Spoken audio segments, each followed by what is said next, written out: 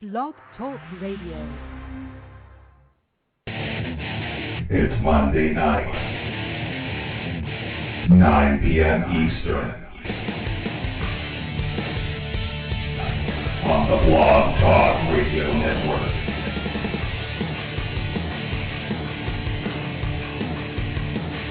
Once again, it's time for the most intriguing talk radio on the internet today.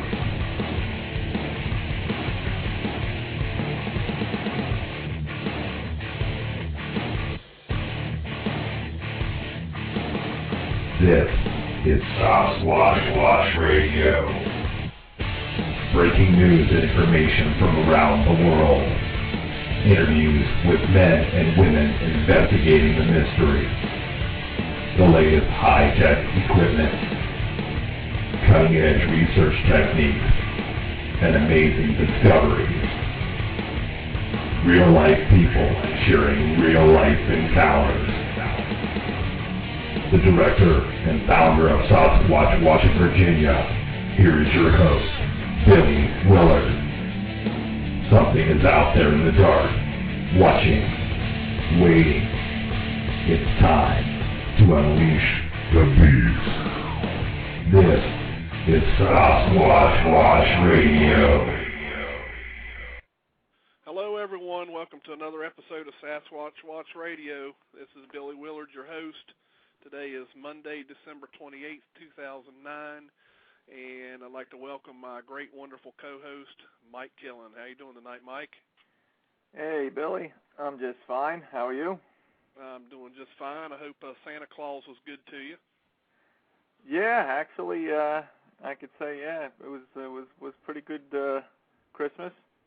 I got a couple of new items of squatching gear. All right.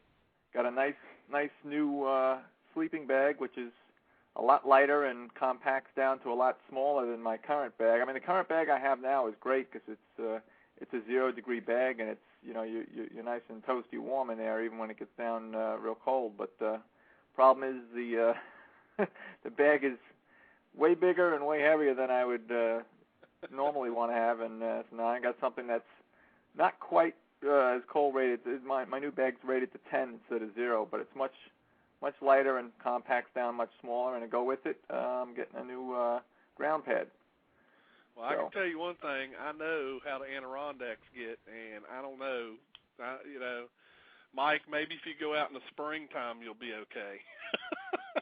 Yeah, well, hey, we've been in there in the spring, and last weekend in April, first weekend in May, and already been on snow. You know, you were with us in 2007, but we went during the this past year in spring and in May, and there was not snow all over, but there was still snow in spots, and this was in May.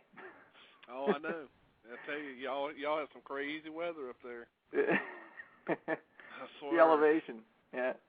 So I tell you what, we've had some crazy weather too, because here in Virginia we never get snow in December. I mean, we really don't, and we got dumped on. I mean, we had 2 feet of snow. Yeah, a lot of people in December, which is crazy. And from what I hear, there's another system forming. It's going to do the exact same thing. It's going to go down, dip into the south, and then right up the eastern seaboard again, the eastern coast, and do the same thing. But they're not putting any accumulation measurements on it yet. But it looks like it's the same track. And I'm like, please. Yeah. It just started to melt. Yeah. Batten down the hatches. Another blizzard coming.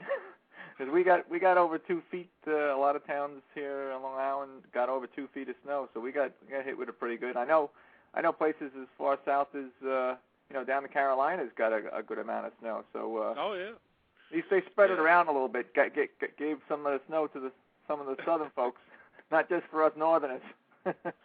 Well, we complain, but there was areas like in West Virginia and places that really, really got hit, and it all depends on how that storm tracks as it comes up the east side. So yeah, that cold Arctic air hits it just right, you're going to get nailed. That's it. So round 2 coming soon. Yeah, I hope they're wrong, but we'll see. Anyway, we've got a guest, a great guest with us tonight. We have Mr. Todd Standing. If anyone's ever heard that name, you probably see it on the internet and probably on the news here real soon on CNN and a couple other places. Mr. Todd Standing of Sylvanic.com. Welcome to the show. Yeah, thanks for having me. Well, thank you for agreeing to come on the show. Been seeing your name popping around the news here lately, and figured it would be a good opportunity to get you on and give you the opportunity to tell us what all's going on. Well, you're getting in the news, so something must be going on. So just tell us a little bit about you, what you do, and what got you into this.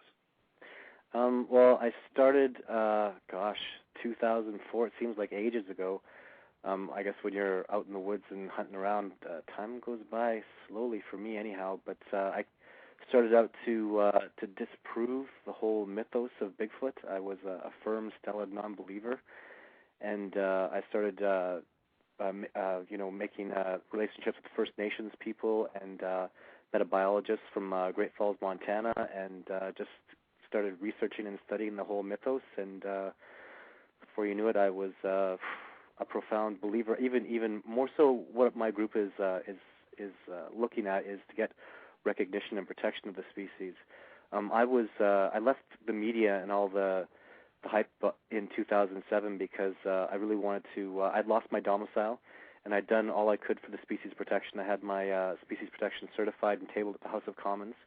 Met with all the people that I wanted to in the Canadian government, the officials that actually make the laws, and I got a sit-down meeting with them, which was what my goal was.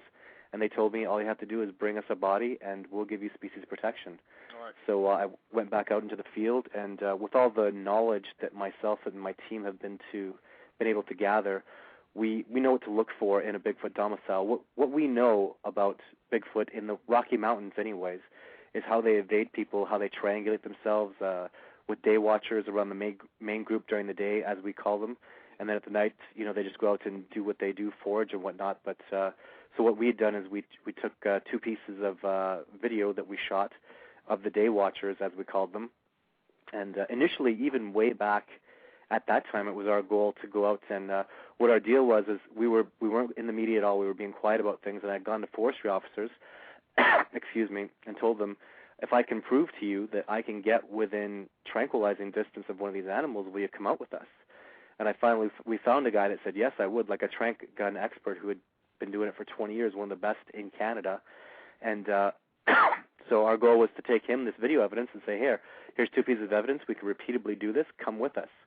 Right. And luckily for us, we never had the opportunity to do that because I'll tell you, if you go out and tranquilize one of these animals, they live in groups and communities. And like the First Nations people said, if you ever try to subdue or capture one of these animals, you'll take your last breath.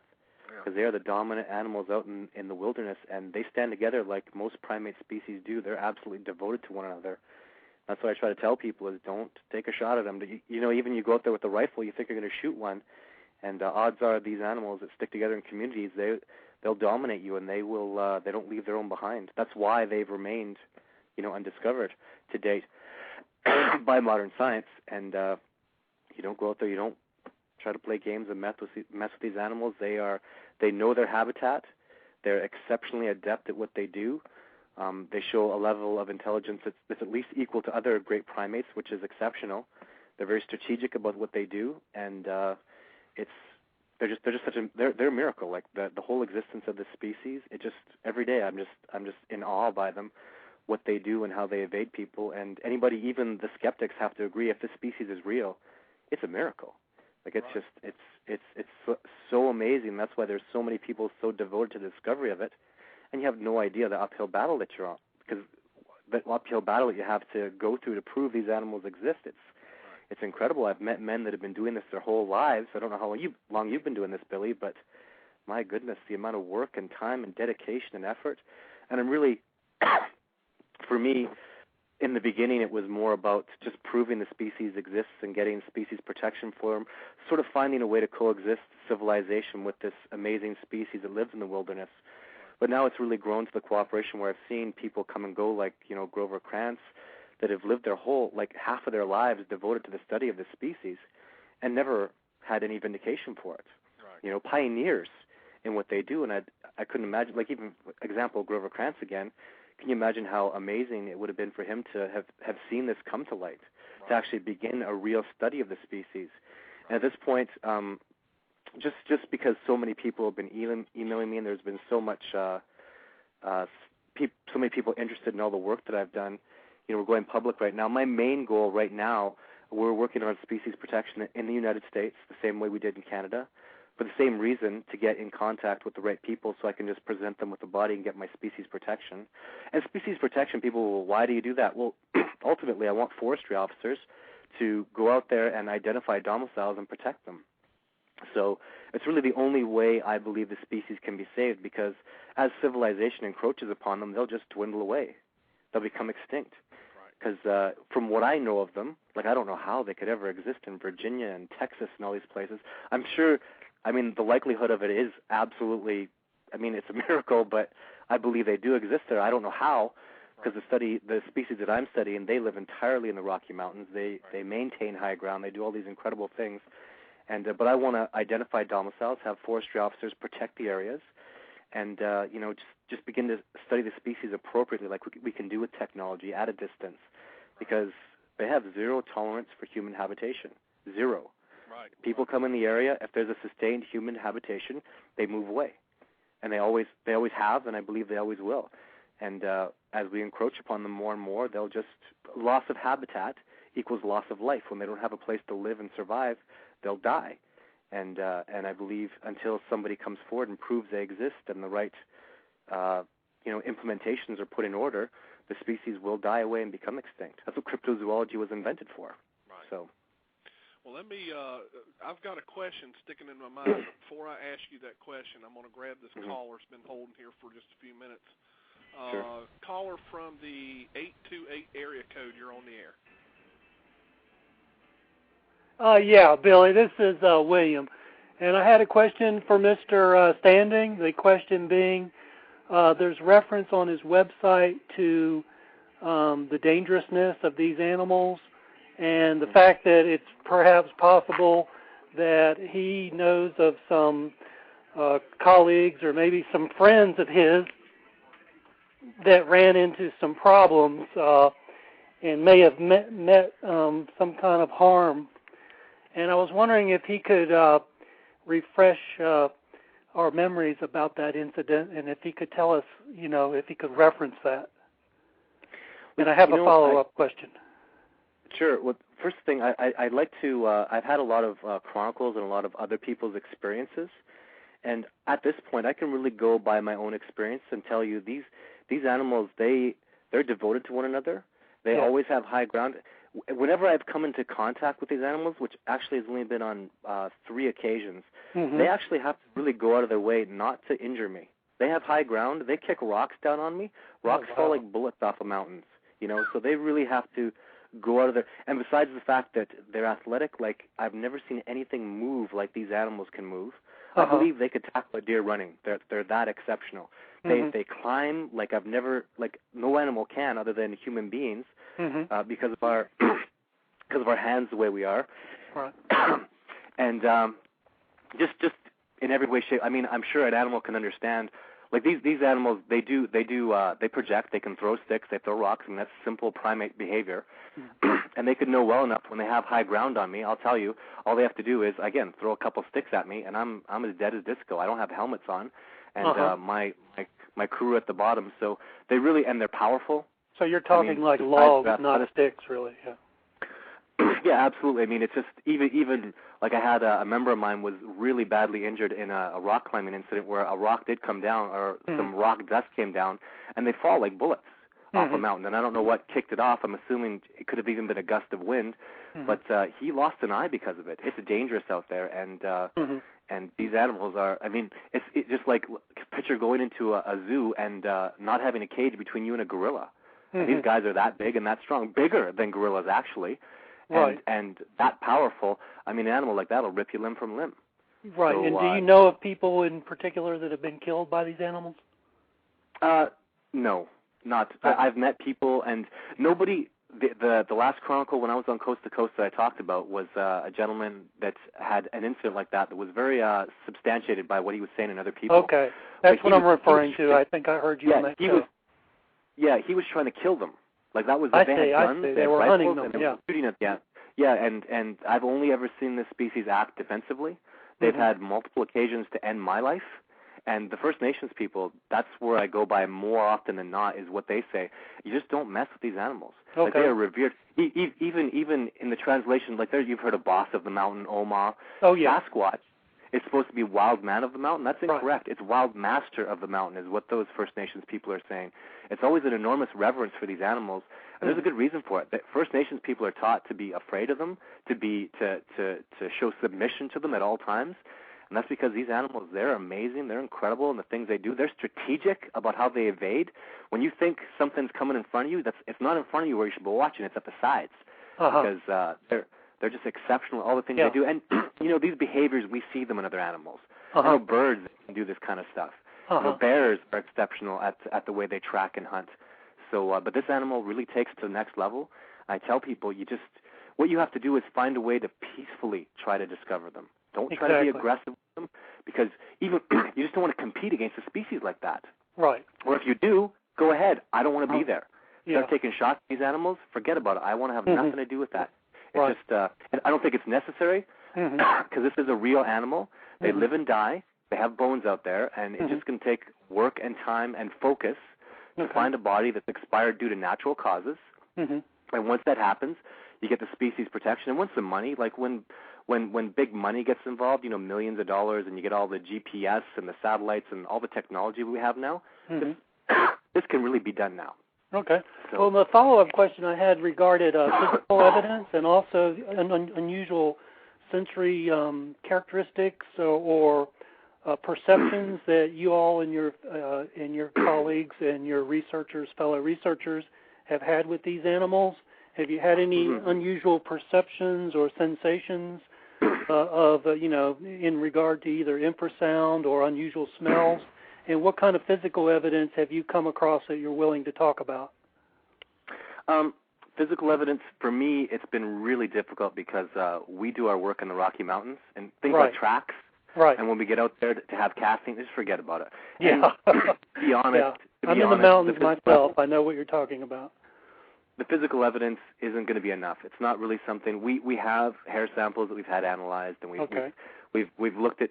I really would like to get more into the fecal analysis. To be honest, that'll do nothing to get. It's been done. People have done it so much. In fact, I think it was Virginia, if I'm not mistaken, Billy, that had a hair sample that was the last one that was Harvard that analyzed it, and DNA, unknown primate species. Like the physical evidence is so damning right now. If somebody you could put somebody in jail with half the evidence that we have to prove that Bigfoot is real. So it's really a fully intact body that I look for. Okay, great. Sensory perception, sensation and perception. Too. Yeah. I'm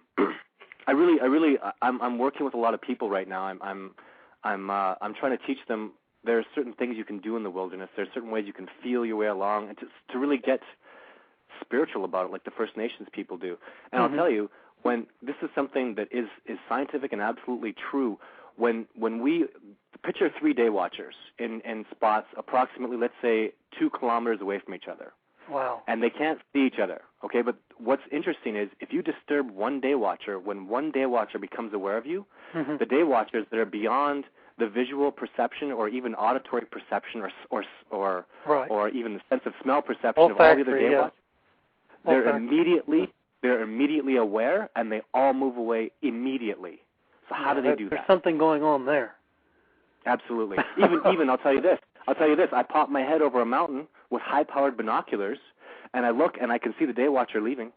As I pop my head over top of a mountain, maybe 4 kilometers away, with high-powered binoculars, you look at the day watcher, and you look, and you see her moving away. How did she become aware of you? Immediately. And the reason is there's something else going on there that's helping them evade people. Yeah. And I don't know what that is. I can speculate. I wish I knew. But you have to. But when you start understanding the species, when you start on your discovery of the species, we take those things into account. And as time goes on, the answers come to you because it's really it'll become obvious as people start to become aware of the whole reality of the situation. Okay, and I would like to somehow know how you immediately, for the first time, became aware of the setup that they were using, and how did you get close enough to the first animal on your first sighting? Was there anything in particular that you can share that will not endanger the animals? Was it a familiarity thing? Was it a habituation? Did you feed them? Did you? Oh no, nothing like that. I would never try to do anything like that. It's pretty much we find we've developed a ghillie type of suit that snipers use. I see. And it's on your hands and knees. It's covered in our specialized ghillie suit that I don't believe any sensory perception could see through. I see. And like no heat, no sort of any kind of, and it's worked. And it was developed not by myself, but by actually I have a chronicle that's not published that I'm giving to people that do petition work for me and help me out with things. Very good. And that chronicle really is behind so much that a biologist from Great Falls, Montana, who works with me, learned. And it was his knowledge of how to identify a Bigfoot domicile and how to evade their sensory perceptions. 20, 30 years worth of work, second-generation Bigfoot researcher, that he applied to my knowledge of a domicile and the help of the First Nations people and others involved. It was all that mixture of cooperation that made us successful the first time. Fascinating. For a time. Yeah, fascinating. Yeah. So you actually had to disguise your humanness in order to get close to them personally? Is that disguise anything, actually pretty much anything organic about us in any way, shape, or form. Okay. Because even we've seen how they interact with other species like bears. They don't tolerate bears and wolves and cougars and mountain lions in their little domicile area. They have no tolerance for that kind of stuff. Okay. So it's not just human beings they pick up like that. It's species of animal, right? Okay, Doc. Well, I appreciate you being on the show tonight and for answering my questions, and I'm going to let you all go and let the rest of the audience question and listen. Thank you. All right, thanks. Yeah, thanks for calling. Bye-bye. Bye-bye. All right, Mike, what we're going to do, since we're so busy tonight, is we're going to do what we did the other night. We're going to take turns. So I'm going to let you read a question now because I've seen a ton of questions. I've got another caller. Caller, just hang on the line. I'm going to let Mike Killen ask one of the questions from the chat first.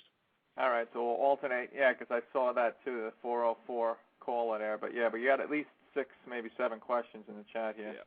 I know there was at least 1 or 2 I think that weren't caps, but I caught them anyway. But anyway, let me go back to the top. We'll start at the top. I froze the scroll when the first question came up. First one was from Shadow Girl, and she says, "How often does Todd go into the woods, and what percentage of success has he had for 5 years?" I go into the woods.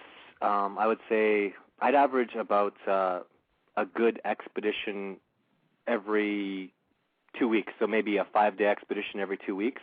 The percentage of success I've had, oh gosh, for us to find a domicile, I would say it took cumulatively maybe 10 of us, 2 years going out on an expedition a week. So I'd say our success just to discover a domicile was about 1%. It was basically, I would attribute it to us looking for a needle in a haystack, and we knew what the needle looked like. Most people are looking for a needle in a haystack, and they don't even know what the needle looks like. Right. They don't know if it's sharp, if it's a needle. They have no idea what they're looking for. So that's what most Bigfoot hunters are presented with. They don't know what to look for in a domicile, and a needle in a haystack is impossible enough. So at least we knew what the needle was, which is signs that we look for in identifying a Bigfoot domicile. And with the help of so many people, my goodness, so many people help us. Because people have sightings and even just websites you go to where sightings are more prominent, and you start looking in those areas, right? It's the cooperation of thousands of people that we whittle down to, and it's still a needle in a haystack. This species is so amazing in the things they do. I wouldn't even, I can't even express, I wouldn't even go looking for Bigfoot in Virginia. I wouldn't know. I'd have an idea of what to look for, but it would be so difficult.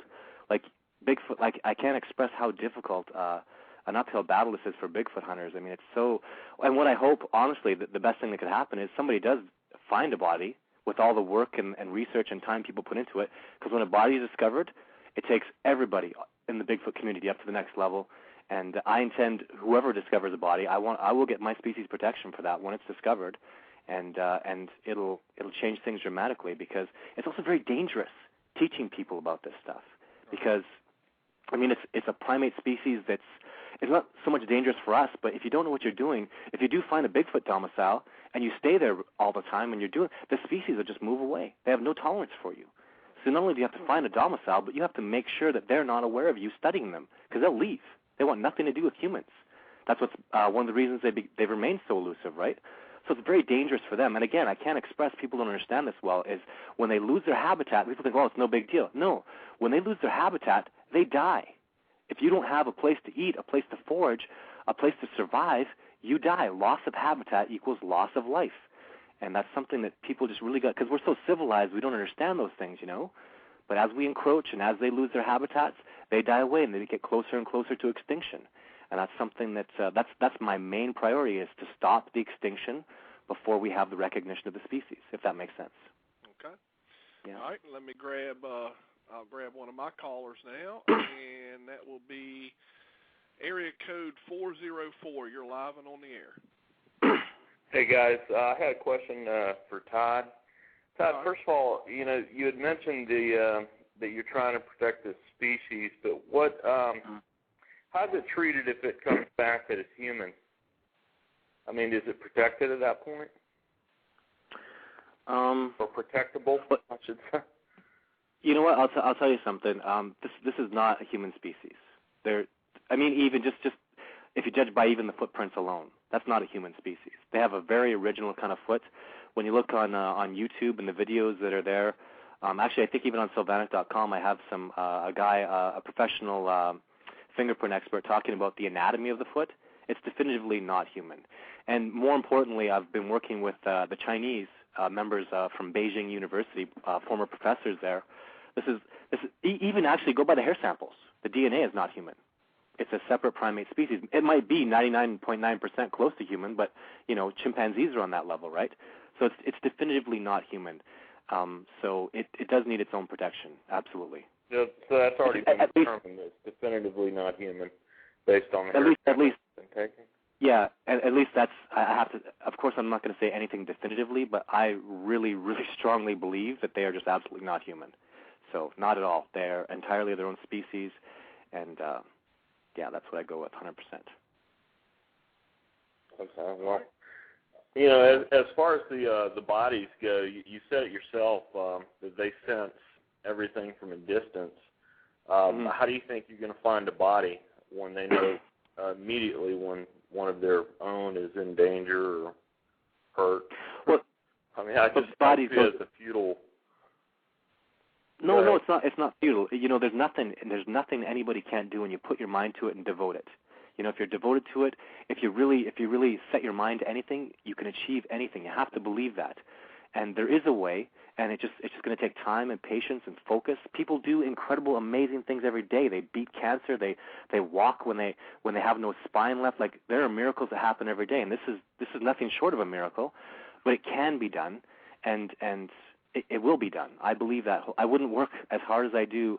Billy wouldn't be. No Sasquatch hunter would do what they do if they didn't believe it wasn't possible. You have to believe in yourself, and I adamantly believe that. And even though they know, like your question was, that they know about themselves, like they're watching themselves so well. This species, like every animal, lives and dies. Where do the bodies go? And I've never seen any evidence at all that this animal uses fire, so it doesn't burn the bodies. It doesn't.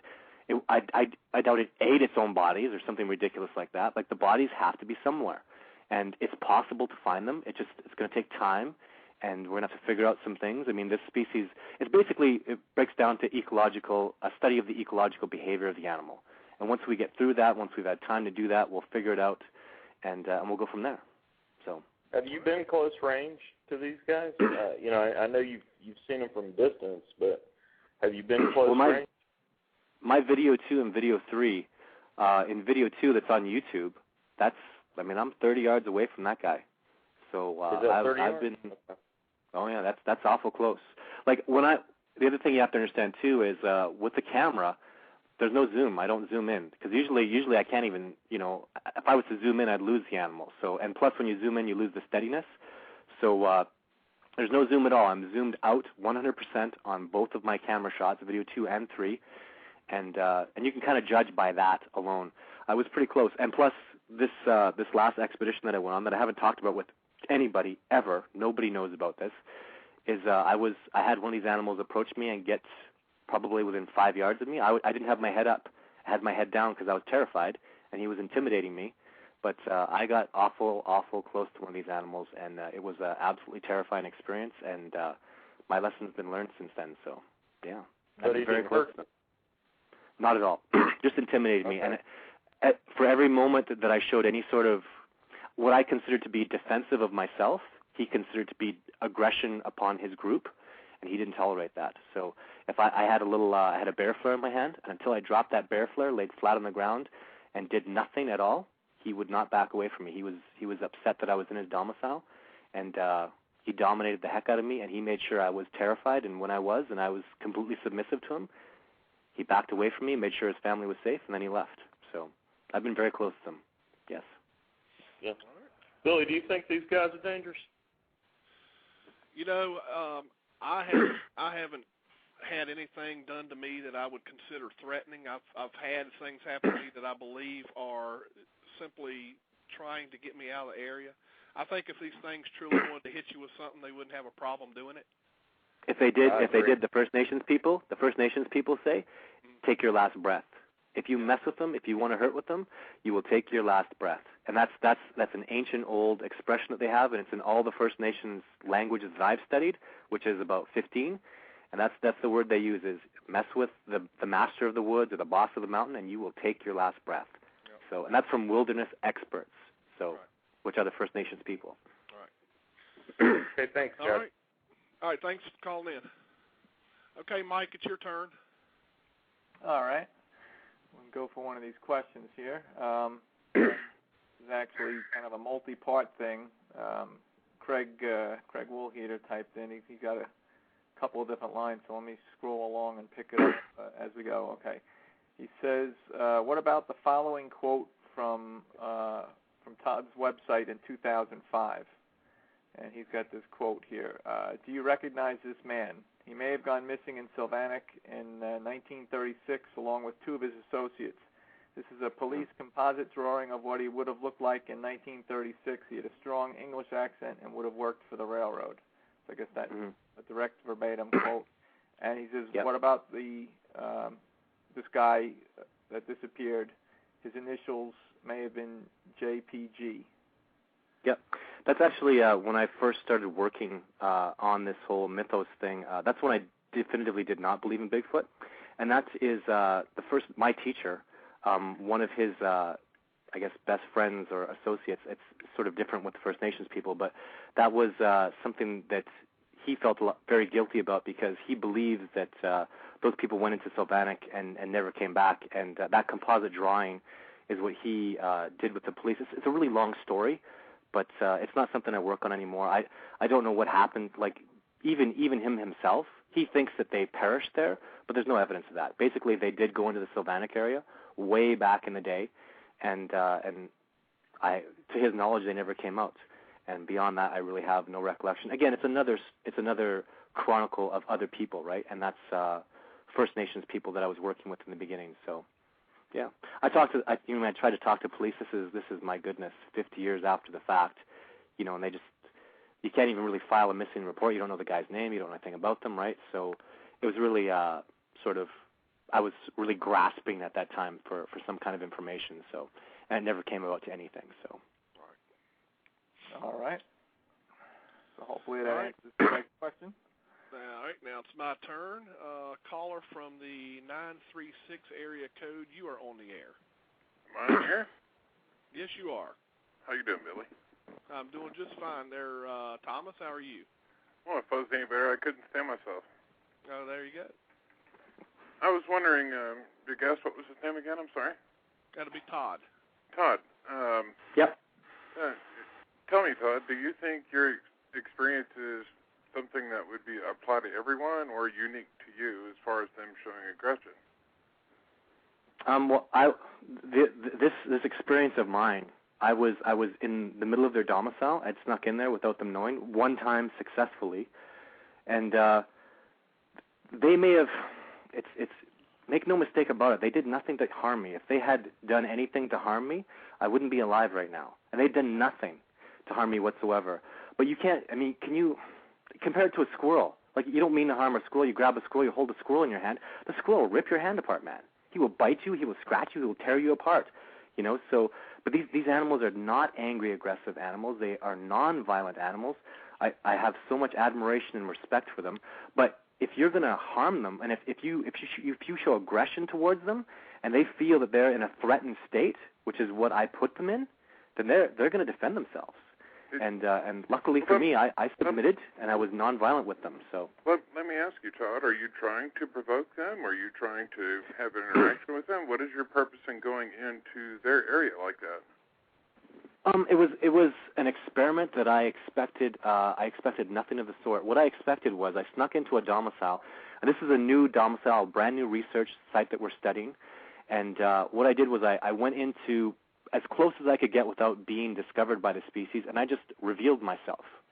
And it caught them off guard, and I believe that this was at night, and so they were all out and about doing things. And I believe what happened is eventually the males, the dominant males, came back and surrounded me and made sure I was in my spot until they were sure their entire group had moved away and they had decided that I wasn't a threat, and then they backed off.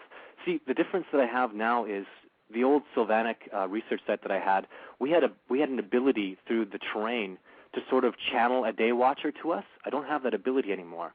Basically, I'm working in the open wilderness. I have no strategy to get an animal to go running in a direction I could control. So I'm out there, and I'd be running around with the camera, never getting anywhere, and I don't even know how it's going to be extremely difficult for us to shoot another video, extremely difficult. And it was an experiment that I expected. Actually, I had a night vision camera, and I was hoping to get an animal off in the distance that I'd heard on film. And what happened was, I expected them to be very non-aggressive and just sort of move away from me and not even get close to them. That didn't happen at all. They came towards me, and they made sure that I was non-aggressive, and then they moved away. They're not aggressive, but they're assertive, and they don't take crap from people in their domicile, I guess is a simple way of putting it. And I didn't know that. No, none of us knew that. And it was a terrifying experience. And now it really makes us step back and reevaluate what we're going to do in the future and how we're going to approach things differently. If I can make any recommendations to you, you might look at Jane Goodall and Diane Fossey's research with large primates, because you're experiencing the same thing that they did, 40 years ago with silverback gorillas. Yeah, but what I'm scared of is if I go in there and, like, for example, that day I'm in their domicile, they leave. They leave their whole habitat behind, and they come back after I'm gone. But if I stay there and if I maintain my presence, this species has no tolerance for human habitation. I believe they'll just leave permanently. So with Diane Fossey, the animals were always around and in that area, and they had a certain tolerance for her. And I don't believe at this point that they're going to tolerate me. So it's a very, although there's a lot of similarities between great like gorillas and chimpanzees that we can apply to this species, there's certain things that I just don't think are apt, and it's just going to take more than I could probably ever do. I really would like to get serious primatologists and major scientists involved in this sort of think tank thing, and studying them from a great distance with all the technology and everything that we have. It's really an extremely difficult undertaking. And once I've proved the species, or somebody has proved the species exists by finding an intact body, then we can really take major steps forward, and I'm looking forward to that. So. Well, I was just curious as to why you thought they were behaving this way, because in my experience, I haven't experienced any aggression whatsoever, and I've seen them 5 different times in the last year and a half. It really though, you have to understand, I really took them off guard. They had no idea I was going to be there. And I'd never approached them during the nighttime. In the daytime when I was filming before, it was only the day watchers. It's very superficial to come in and sort of get the day watchers to move, and then the group will back away. I believe at nighttime when they're out foraging and doing things, they probably can't even account for everybody, most likely. So they might have, adolescents and females running around, and you can't really account for everybody. You don't know where they are. So it's really the male's job to come back and make sure that everything's safe, and that this intruder shows no signs of danger, isn't being aggressive in any way. And that's what I believe I fell felt the full brunt of is that extremely and the fear. It's been I've had to take some time off for it, and it's been a traumatic experience, the likes of which I will never do again. It wasn't a mistake. It was a tremendous learning experience for us all.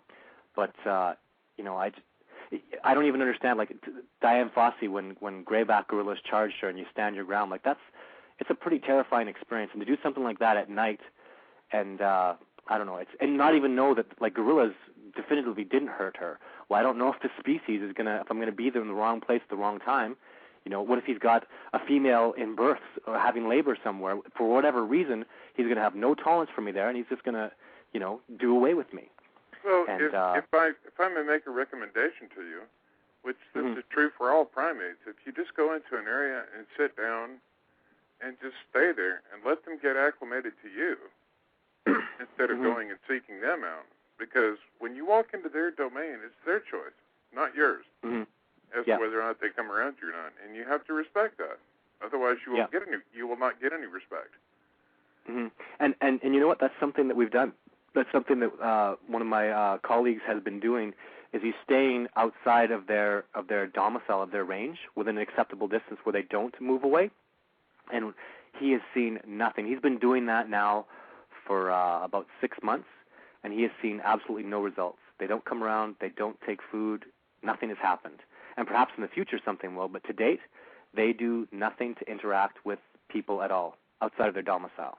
So it's a good suggestion, and we are working on that from a certain perspective, but it to date has yielded no results whatsoever. So. Well, I'm just telling you what's worked for me and worked for other people.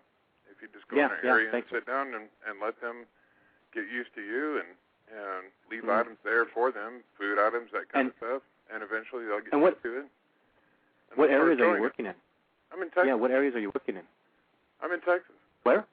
Texas. Oh no, I mean, where are you doing your research? Like, is it in Texas or Virginia? Yeah, it's in Texas. My family has 900 acres.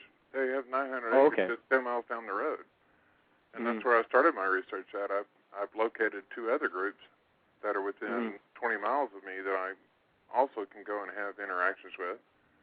I don't go there as often, but I do go there, and they do come around. Fantastic. Well, congratulations. It's an amazing experience having anything to do with this species. You're very the First Nations people would consider you very blessed to have had those kind of, and you're doing something more. It's not as, you might make it sound simple, but you have a mindset, and you have an ability to. There's a cooperation in your mind that's allowing you to have these interactions too. And that's something that I'm starting to understand. I know it sounds a little spiritual, hoaxy kind of stuff, but I've had a lot of interaction with First Nations people. It actually sounds common sense. I mean, if you can control your fear and understand that it's their choice, not yours. Yeah. I mean, that's what Diane Fossey understood and what Jane Goodall understands, because gorillas and chimps can be very violent towards humans if you don't respect them. Absolutely. Oh, yeah, absolutely. Very, very dangerous. So, and it's just getting into that right mindset, that getting into that sort of spiritual place, and feeling that purity inside you that really helps you out. And again, I know it sounds kind of strange, but it's something. If you understand First Nations culture, it's something that I've really been working very hard on, and it's a major part of everything that I do in every way I study the species. So. All right. Yeah. Thank you for taking my call, Billy. Thank you. Yeah. Thank you. All right, Mike, I'll let you ask a question, and then I need to get Donna on. She's holding very patiently. All right. Well, the next question, I'm just going to read it, but it was already kind of answered. The next question was from Watch 1, and he was asking, has he had a close-up look at one? And we already heard Todd say that he was probably within 30 to 40 yards, which is pretty close. So we can kind of skip that question. I'm just reading it because it was asked. I did type it in there.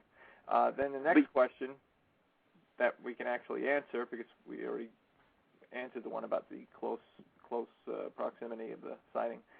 This other question from Alita in the chat says, hello, Todd. Everything I have heard you say or I have read on your website I can agree with, except your assumption that they are just animals, unless you're referring to human beings as animals. Please elaborate. Absolutely. Absolutely. I believe human beings are animals. We're mammals. We're Homo sapiens, and this is a species of animals that I have I know a lot of people somehow are offended by that, but no, I have the highest respect for them. I think I agree with First Nations people when they're masters of the wilderness, and human beings are animals. Yeah, absolutely. If that clears it up, I hope it does. So. All right. Now let me get Miss Donna on the line here. Miss Donna, you should be on the air. Hey guys. How you doing? Hi, Donna. Hey, doing good. How y'all doing? Good. Good. Todd, a couple questions, actually 3, 4 Sure. probably. And Sure. I'm going to try not to take up too much time, Billy. Okay. First of all, domicile. Do you mean territory by domicile? Yeah. That's a terminology we use. Yeah. Okay, it's so a territory is that they. Yeah, it's their domicile. territory. Okay. Yeah, absolutely. And you've said that when you go in, they leave the area. Mm-hmm. Well, if they have any knowledge of you, yes, they back away from you. Absolutely, yes. Okay. I've never had that experience. There are several times that I've got into certain areas that I research. They don't leave. They come closer. They're curious, and they come closer. They've never left. And Perhaps also, that's the problem with me then. I don't know. I don't know. Maybe it's the female-male thing. I don't know, but I've never had the experience where they leave. They always come closer. Have you actually? I know you've come close. I think something was mentioned, 25 feet or something. Have you ever seen one? Actually seen one, or you know it's there because you can hear it, but you don't actually see it? Have you seen one? From that perspective, not actually seen it, but I know it's there. I've heard it. Yes, I've had a couple occasions like that. Yes, just even sometimes when we're moving into an area, getting into a territory, and when we're still staying out of their tolerance zone for us. Yes, they'll come around and, keep their distance, that kind of thing. But it's pretty superficial and pretty minor, the experiences that I had from that perspective. Okay. And even from a skeptic's perspective, even debatable. Was that really a Bigfoot? Was it an elk? Was it a bear or something? But from my perspective, from my knowledge, and from what I've learned of the wilderness, no, I would say absolutely not. I've had those. We've had those kind of encounters. Yes. Okay, so you know they're there. You just haven't actually seen them. I've had the same experiences. What I don't understand is why you do not think that they are a human species. Well, they're a primate species like human beings are. Like, what exactly is your question? Why I don't think they're a human species? Right. Do you think they are an ape species? Do you think they are a chimpanzee species? Do you think they are none of the above? What do you think? I think they're the most man-like primate on the face of the earth. They're the closest thing to, because they're bipedal. They walk upright. I think they're a primate species, just like human beings, just a different kind of primate species. Primate meaning ape, or primate meaning human? That's what I want to find out. I would speculate. Are you on the side of primate ape or primate human? Which side are you on? Primate human, absolutely, strongly, profoundly. So they are another hominid species existing with us. Absolutely, another bipedal primate hominid species. Absolutely, yes. That's my opinion. Good. Because that wasn't clear earlier. I'm glad you made that clear for us. Yeah. I absolutely believe they're the most man-like. I don't even think that's arguable. If they exist, they're walking bipedally. There's nothing else that moves bipedally in the world. Never mind has the ability to, even saying, being a skeptic, if they do exist, well, they have to elicit some sort of intelligence to be as evasive as they have, and to have entirely avoided modern science with exceptionally intelligent and genius people that have devoted their life to trying to find this animal, and they have been, to date, unsuccessful. I think that even, you have to kind of step back and go, okay, that shows some level of intelligence, because they're making no mistakes. Yeah, quite a bit of intelligence. Very few mistakes. And I would be on the side of I think they are exceptionally intelligent. And I know a lot of people sort of grr and growl when I say that, but the things that I've seen, I think they are, when people start reading and seeing the chronicles that we've accumulated and the things that they do, like the First Nations people who are exceptional in the wilderness, they think that these animals, a lot of First Nations people call them magic men because they seem to disappear. They don't disappear. They're not fifth-dimensional creatures. They're just so intelligent that they can fool experts who have spent their life in the wilderness. And what they do is exceptional. And it's very intelligent. But I've worked with hunters that say, well, you know, bears do this, and like bears, for example, they won't go into hibernation until it snows. So they wait for snow. It doesn't make them intelligent. It's just a habit that they do, or a piece of ecological behavior that they exhibit. But this species, I believe, takes it up 2, 3, 4, 5 notches exceptionally. And I'm just so amazed by them and all the things that I hear and what I've seen. I'm just blown away by this species. I admire them tremendously. Yes, I also don't believe that they're aggressive. I've been in a situation before, and I don't believe they're aggressive.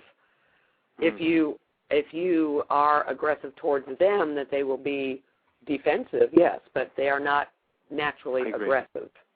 I completely agree with that. If I misspoke myself in some way, I apologize. Yeah, that's a very important point to make, and I completely agree with you.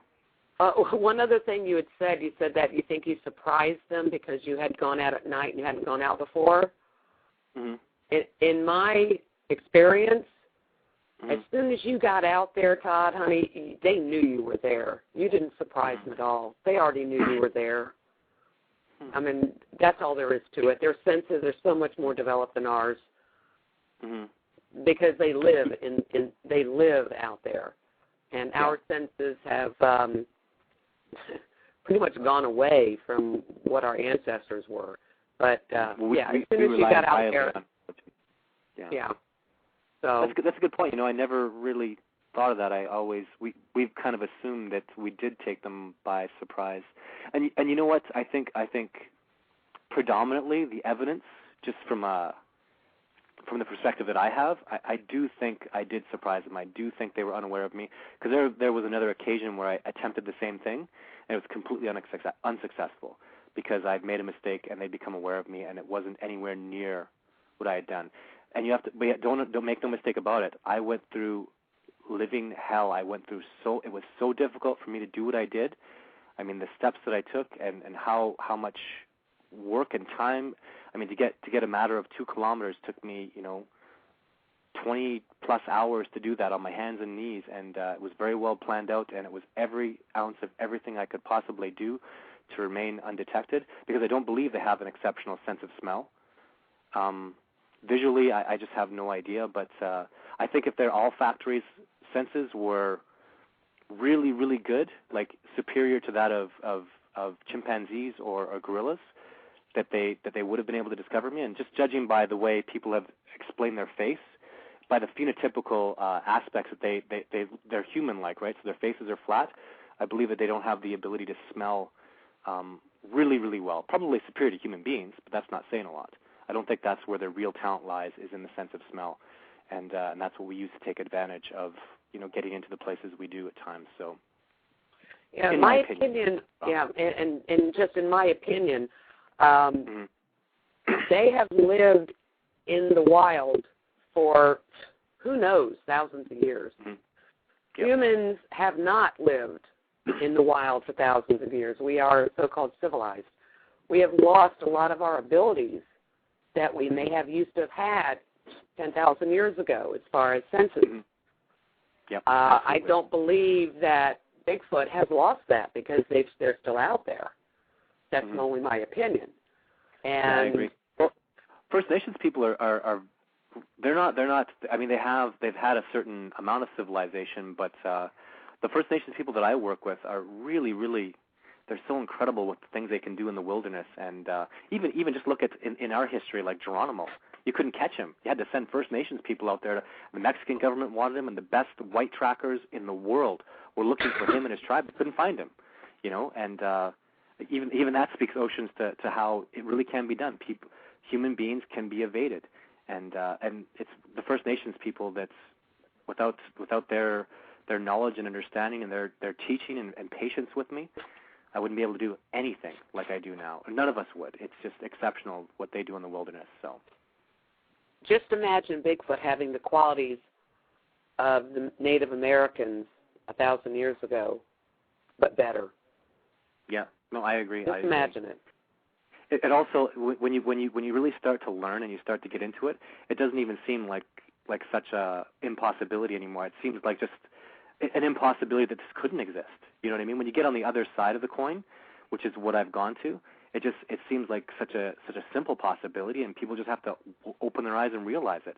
Like, of course this could happen, you know, and that's the perspective I'm coming from now. But I'm glad I was on the other side of the coin too. It helps me understand from what the majority of people believe and understand, and just trying to bridge that gap, you know.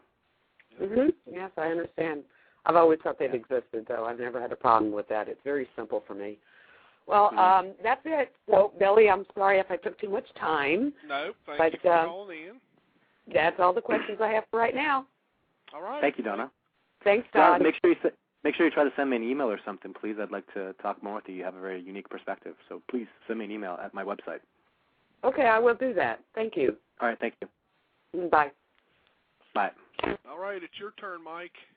All right. Got a whole list of questions piling up in the chat room here. But I don't think we probably won't get to all of them, but we'll do our best. Yeah. Okay, well, moving right along then, the next one in order was from Spin Dave, and his question says, do you believe that these animals do not treat us as prey because they identify with us, or is there another reason they do not treat us as prey? I think they don't treat us as prey because it's just not part of their. It's not what they do. Like it's the same way bears don't really, in general, treat us like prey. You know, it's the same way mountain lions in general don't treat us like prey. It's because you get used to being raised a certain way and understanding things a certain way and foraging a certain way, and you're happy and you're content with it, and you just maintain that, right? And I think that's what, and besides the fact that they're not angry, aggressive animals, and perhaps there certainly is a way that they do identify, especially with the First Nations people and some of the things that I've heard with what they've done and how they've interacted with this species. I do think they're really on a very similar wavelength with us. Yeah, that is a good question. Yeah, so that's the way I feel. Okay. My opinion again. All right, now it's my turn again, and I believe we have Mr. Henry May on the line with us. How you doing tonight, Henry? I'm doing well, gentlemen. How was y'all's Christmas? Christmas was fine. It was fine. Good. Got me another camera system, so I'm happy. Cool. Hey, Henry. Hello, Mike. I wanted to ask Todd. As far as you say, you've found these domiciles. Now, when you say domiciles, your idea of a domicile is what? An entire area where they live in, or perhaps is it in mountains? Is it in the forest? I mean, where is this domicile at? In the mountains. I always Rocky Mountain Gigantopithecus is what we kind of refer to them as. So that's where we have the best understanding of them. There's evidence of them being in swamps and in forests, and I'd have an idea of where to begin with that, but it's entirely Rocky Mountains that we do our research in. Okay. And my second question is, how can you be so sure of everything that you're saying? As far as, I mean, obviously you say that you've observed these creatures for hours and hours and hours, but there have been times where they've run away from you, or they've gone away from you. How much time would you say how much time would you estimate that you have observed these creatures? The observations that I have are extremely superficial. Basically, what we've been able to do just recently after we discovered our domicile, our new domicile that's unknown to anybody other than who's in my research group, is what we do is we go out to the very extreme outer limit of this domicile, and we set up a blind, and from that point we don't move, we don't go anywhere, and we use high-powered binoculars to observe day watchers only from that blind. At night, our observations have been nothing, virtually, and our understanding of them is so exceptionally superficial. Like when people get into like things they do at night and how they forage and what they eat, I just have no knowledge of that. It's going to take years and years and years worth of studying and analyzing things like fecal matter to get that information, and I simply don't have it. So, yeah, my understanding is very, very just slim to none of what I really, really know about them. And what I think what most people are going to have to defer to, to do a real study of a species, it takes a lot of time, a lot of work, and a lot of hands-on contact, and I do not have that. So. Okay. I'm just trying to prove they exist. That I can't even do that. I cannot do that. I have not been able to do something as simple as find an intact body that's expired due to natural causes. I have not even been able to do that. So I got a long ways to go before I can start real studies of them. Okay, I understand. Yeah. I guess my last question would be, you started this in 2004, you said? Yep. Okay. Within the last 5 years, how much accumulative knowledge have you received on these creatures, and how does it compare to the knowledge of those who, say, have been studying this for 40, 50 years? Oh, I don't know. I have so much respect and admiration for so many people that have worked so hard in this. My knowledge is 95% based on other great men's work. Even the biological knowledge that I have. Like I look at primate ecological behavior. I mean, all this knowledge, theoretical knowledge that I'm deriving from science is other people, right? And the First Nations people, and really, again, my biologists from Great Falls, Montana. They have given me almost everything of what I know. For me, it's been really my job to be able to go out there and battle the elements, to go out there and jog the distances and go deep into the woods and survive that time with what I've been taught by other people. So I'm just standing on the shoulders of other great men that have really devoted a great length of time and dedication to this. So, yeah. And about what I'm really trying to do is cooperate. It's through cooperation and other people's knowledge and experiences, and that's what really makes you powerful. If you're competing against each other, you're pulling a rock in 3 different directions, it's not going to move. When you all cooperate and decide to push in this one direction, things happen and things get moved, and that's really positive cooperation. For people that are, if somebody's using profanity in a discussion with me, I don't even want to talk to them. If you can't be, and I like the hard questions, don't get me wrong, but the anger and the profanity and the negativity, I don't want anything to do with it. I'm working with people that are cooperating with me in a positive fashion, and it really makes things move forward, and I love it. It's fantastic. It's one of the great advantages that the species of humans do, and that's what I'm all out for is cooperation. That's why we've even started cooperating to the point where I'm starting to teach other people what I've learned, because my First Nations teacher died recently. So that's what he wanted me to do, is pass on what I've learned. So I'm doing what I can to teach people about the reality of the species and just move forward from that perspective. Never teaching somebody more than they're ready to learn. But if people are really interested in learning what I have to know, I'm so happy to teach them and so happy to even learn from people, of course. There's so much I still have to learn. There's so many mistakes that I make. And it's really a lot of work to do, and we're going to need to cooperate to ever solve this enigma. So that's why I'm talking to Billy, because I think his video about how he cooperates and on his website is fantastic. Yeah. All right.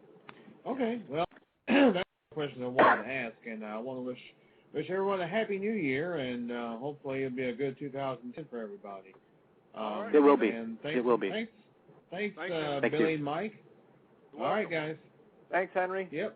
Talk to y'all later. Happy New Year to you, too. You too. Bye. Bye-bye. All right, your turn, Mike. All right. Next question in order here was from Bill Green. He says, "Hey Todd, why do you charge so much money to look at your films?" I guess he means on the website, when they can go to YouTube and look for free. Well, I put up my video too for free, and the documentary. When I put it on YouTube, the quality is really bad. It's a 30-minute documentary. It's already been degraded down to 400 megabytes, and I think people that are really interested in it, I think it's really worth it. And the video 3, I won't ever put up on YouTube. It's the quality of it oh my goodness, I think when people download it is about 300 megabytes, and if I put it up on YouTube, the quality of it will be 10 megabytes. So from 300 megabytes to 10 megabytes, it's really the quality is going to degrade so dramatically that I just don't want to do it.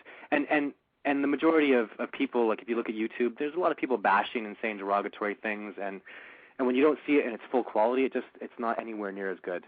So even people that have looked at video 2, compared to YouTube where it's 7 megabytes and the video 2 download that's 200 megabytes. I mean, obviously the quality of it's 20 times better, and it's really significant. So, and I charged pretty much the minimum. I was actually going to have. I was initially looking at just having it download for free, but I couldn't find anybody that would let you download 600 megabytes of information for free.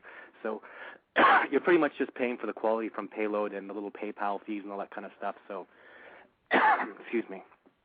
All right. It was just a call that I made, and it just pains me as a filmmaker to see my stuff in such low quality, and then people bashing it. Like video 2, the one that's up around 4,000 hits that was put up on YouTube by somebody else.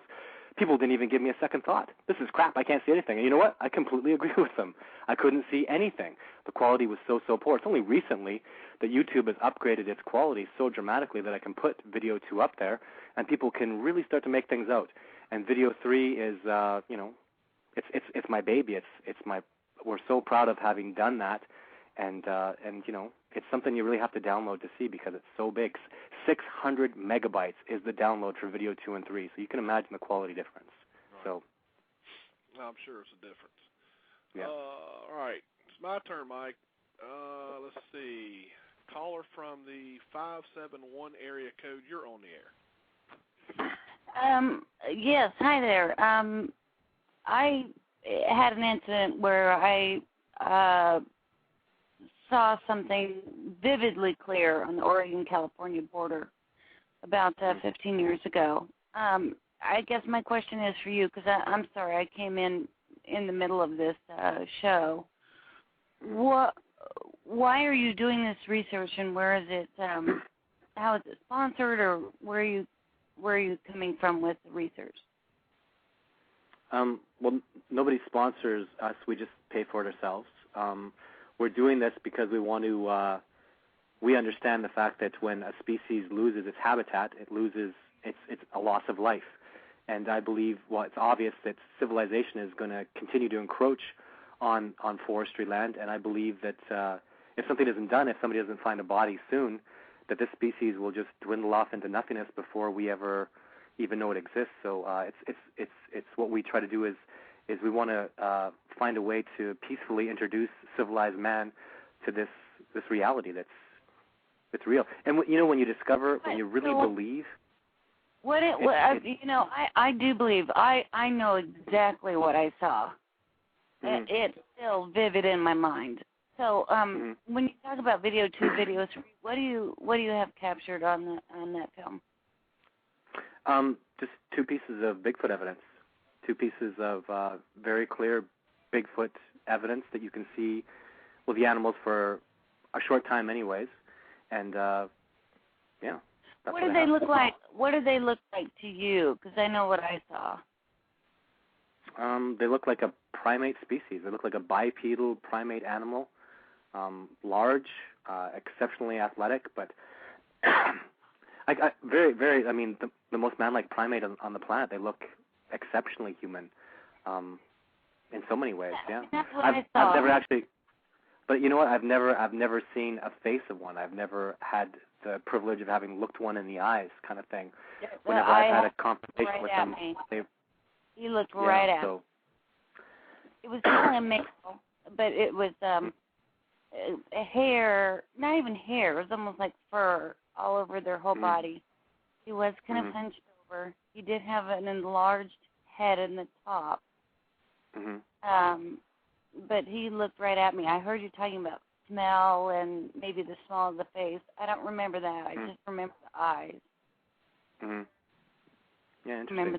Very, very, very fortunate of you to have such an experience.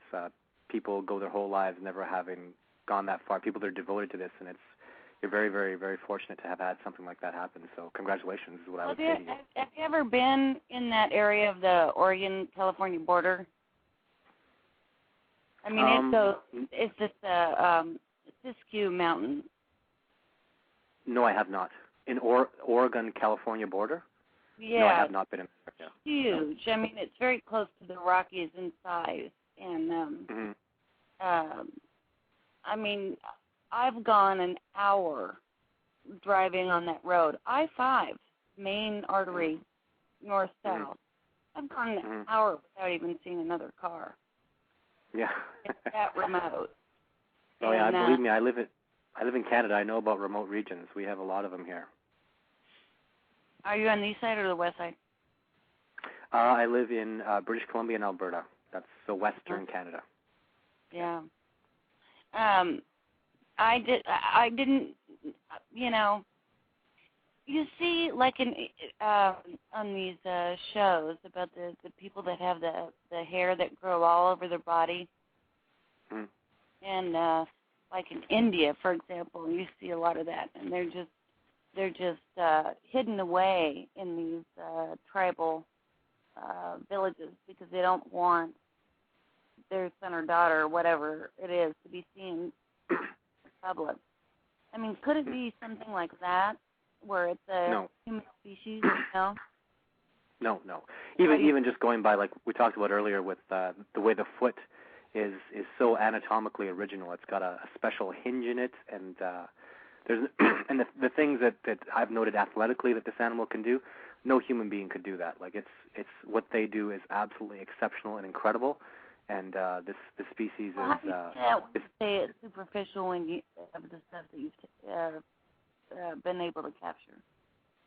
Well, like for example, the Video 3 Chronicle on my website and the Video 3 breakdown that I have talks about how we saw an animal, we knew how he was evading us, we knew he got from point A to point B, and what happened in the Video 3 thing is I was running with a friend of mine, and we were running over flat, clear ground over 1.3 kilometers, and this animal went through incredibly dense terrain, climbing and mountains and everything, and it beat us to this point going, arguably it went at least 5 kilometers faster than we went 1.3 kilometers. No human being can do that.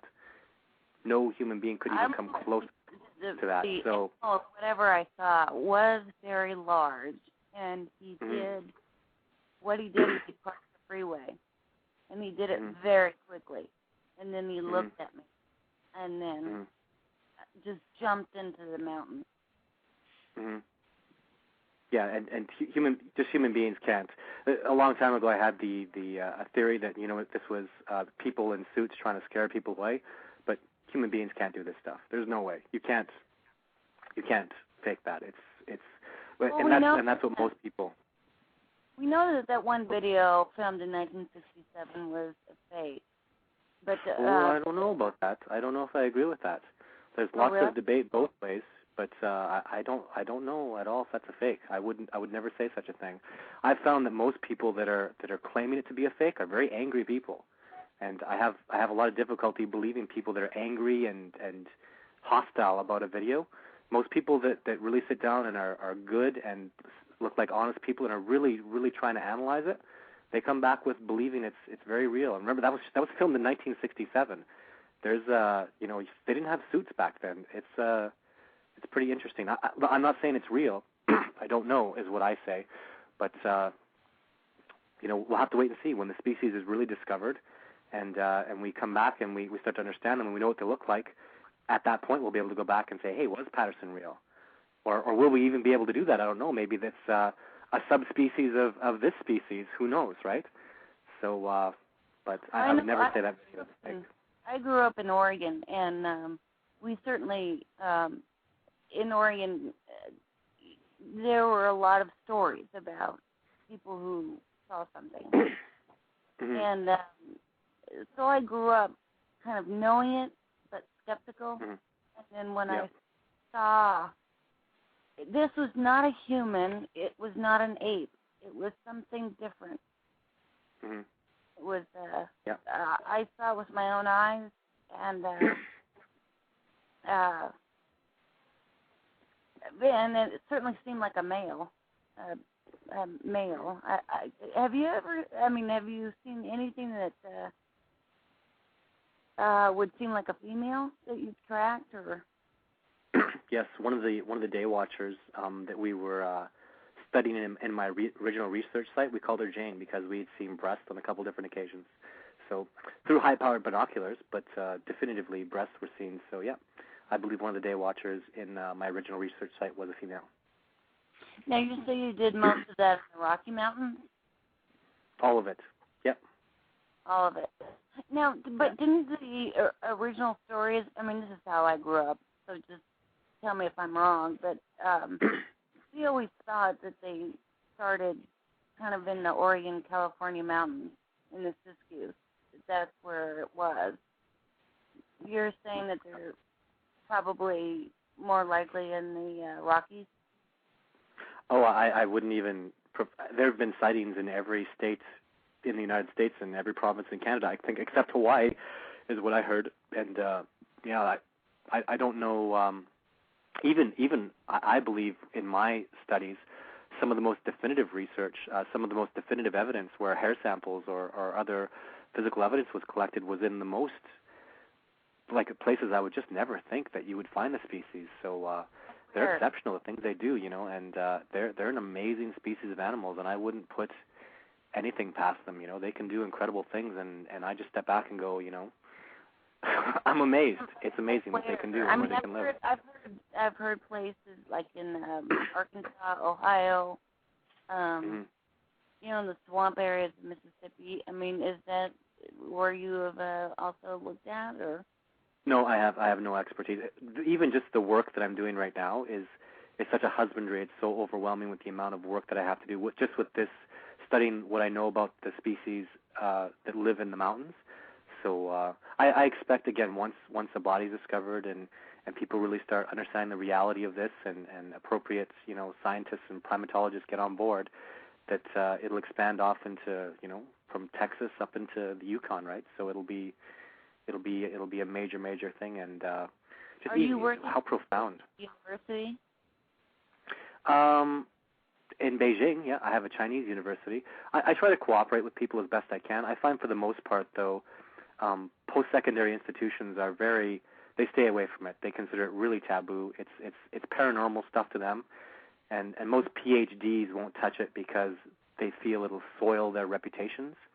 And rightly so. It actually, it can really harm you to be professing you think Bigfoot is a reality, and people won't take you seriously. And I understand their perspective, but yeah, no post-secondary institution that I've ever spoken with. So you say you've gotten hair samples.